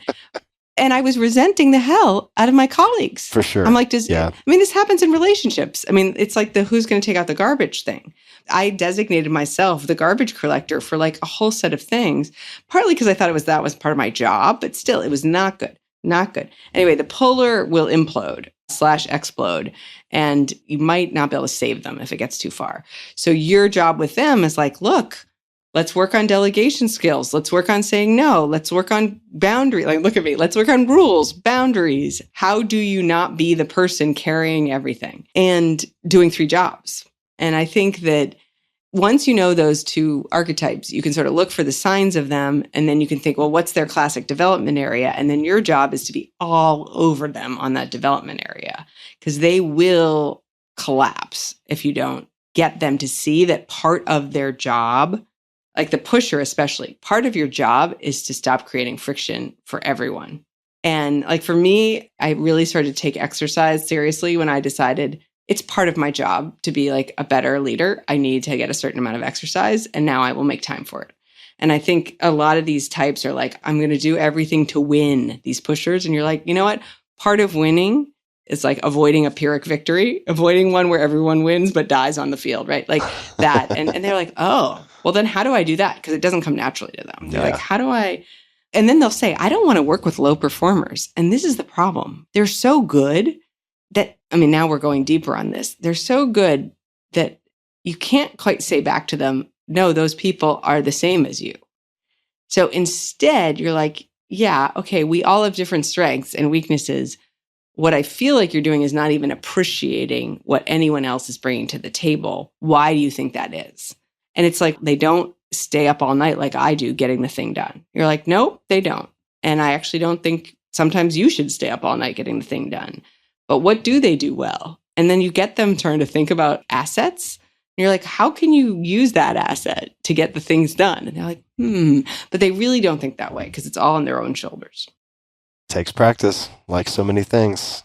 Claire, this has been a fantastic conversation. Thank you so much. I've had so much fun. I've taken copious notes. I'm going to be following up on a million side quests, as we call them, but important side quests. I've taken notes of phrasing that you've used, all sorts of things. So I am looking forward to actually digging into my homework. I will not stay up all night, for the record. I'm trying to also health first, sort of foundational along with the awareness, having the vehicle to do the things you want to do. Your book, which I highly recommend to folks, it's incredibly tactical, scaling people, tactics for management and company building, tons of templates, tons of frameworks, lots of specifics that you can apply immediately.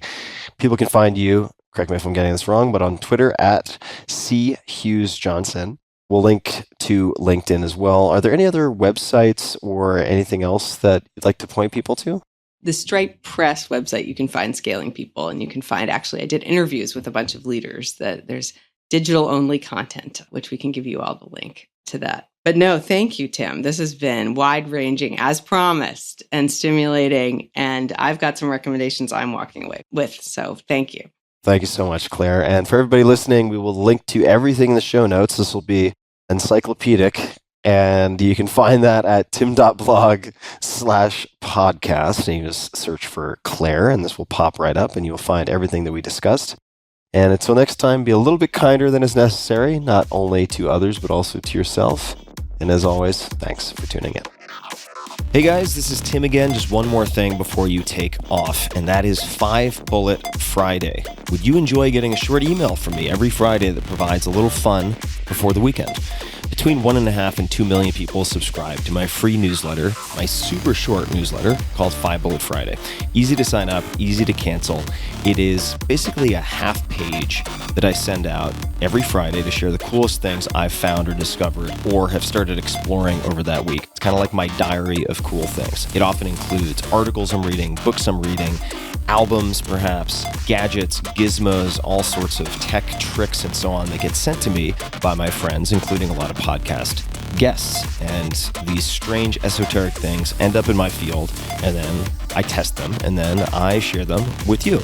So if that sounds fun, again, it's very short, a little tiny bite of goodness before you head off for the weekend, something to think about. If you'd like to try it out, just go to tim.blog/Friday, type that into your browser, tim.blog/Friday, drop in your email, and you'll get the very next one. Thanks for listening. This episode is brought to you by Shopify. Shopify is the all-in-one commerce platform that powers millions of businesses worldwide, including me, including mine. What business, you might ask? Well, one way I've scratched my own itch is by creating Cock Punch Coffee. It's a long story. All proceeds on my end go to my foundation, SciSafe Foundation, fund research for mental health, etc. Anyway, Cock Punch Coffee, it's delicious. The first coffee I've ever produced myself. I drink it every morning. Check it out. We use Shopify for the online storefront, and my team raves about how simple and easy it is to use. It has everything we need and nothing we don't. Whether you're a garage entrepreneur or getting ready for your IPO, Shopify is the only tool you need to start, run, and grow your business without the struggle. Shopify puts you in control of every sales channel. Doesn't matter if you're selling satin sheets from Shopify's in-person POS system or offering organic olive oil on Shopify's all-in-one e-commerce platform. However you interact with your customers, you're covered. And once you've reached your audience, Shopify has the internet's best converting checkout to help you turn browsers into buyers. Shopify powers 10% of all e-commerce in the United States. And Shopify is truly a global force as the e-commerce solution behind Allbirds, Rothy's, Brooklinen, and millions of other entrepreneurs of every size across more than 170 countries. Plus, Shopify's award-winning help is there to support your success every step of the way if you have questions. This is Possibility powered by Shopify. So check it out. Sign up for a $1 per month trial period at Shopify. That's Shopify. Shopify.com/Tim. Go to Shopify.com/Tim to take your business to the next level today. One more time, all lowercase, Shopify.com/Tim. This episode is brought to you by AG1, the daily foundational nutritional supplement that supports whole body health. I view AG1 as comprehensive nutritional insurance, and that is nothing new. I actually recommended AG1 in my 2010 bestseller more than a decade ago, The 4-Hour Body, and I did not get paid to do so. I simply loved the product and felt like it was the ultimate nutritionally dense supplement that you could use conveniently while on the run, which is, for me, a lot of the time. I've been using it a very, very long time indeed. And I do get asked a lot what I would take if I could only take one supplement. And the true answer is invariably AG1. It simply covers a ton of bases. I usually drink it in the mornings and frequently take their travel packs with me on the road.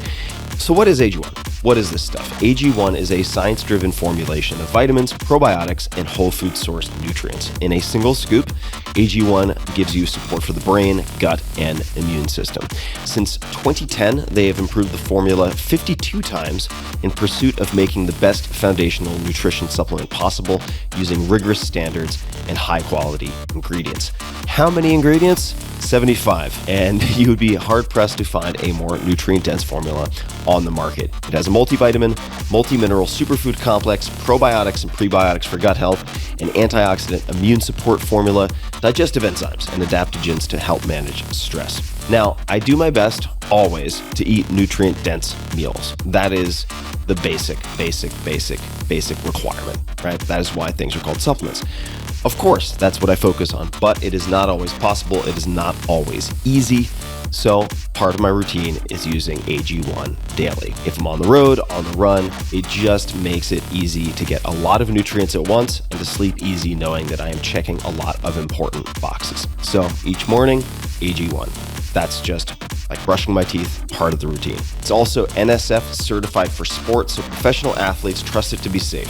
And each pouch of AG1 contains exactly what is on the label, does not contain harmful levels of microbes or heavy metals, and is free of 280 banned substances. It's the ultimate nutritional supplement in one easy scoop. So take ownership of your health and try AG1 today. You will get a free 1-year supply of vitamin D and 5 free AG1 travel packs with your first subscription purchase. So learn more, check it out. Go to drinkag1.com/Tim. That's drinkag1, the number 1, drinkag1.com/Tim. Last time, drinkag1.com/Tim. Check it out.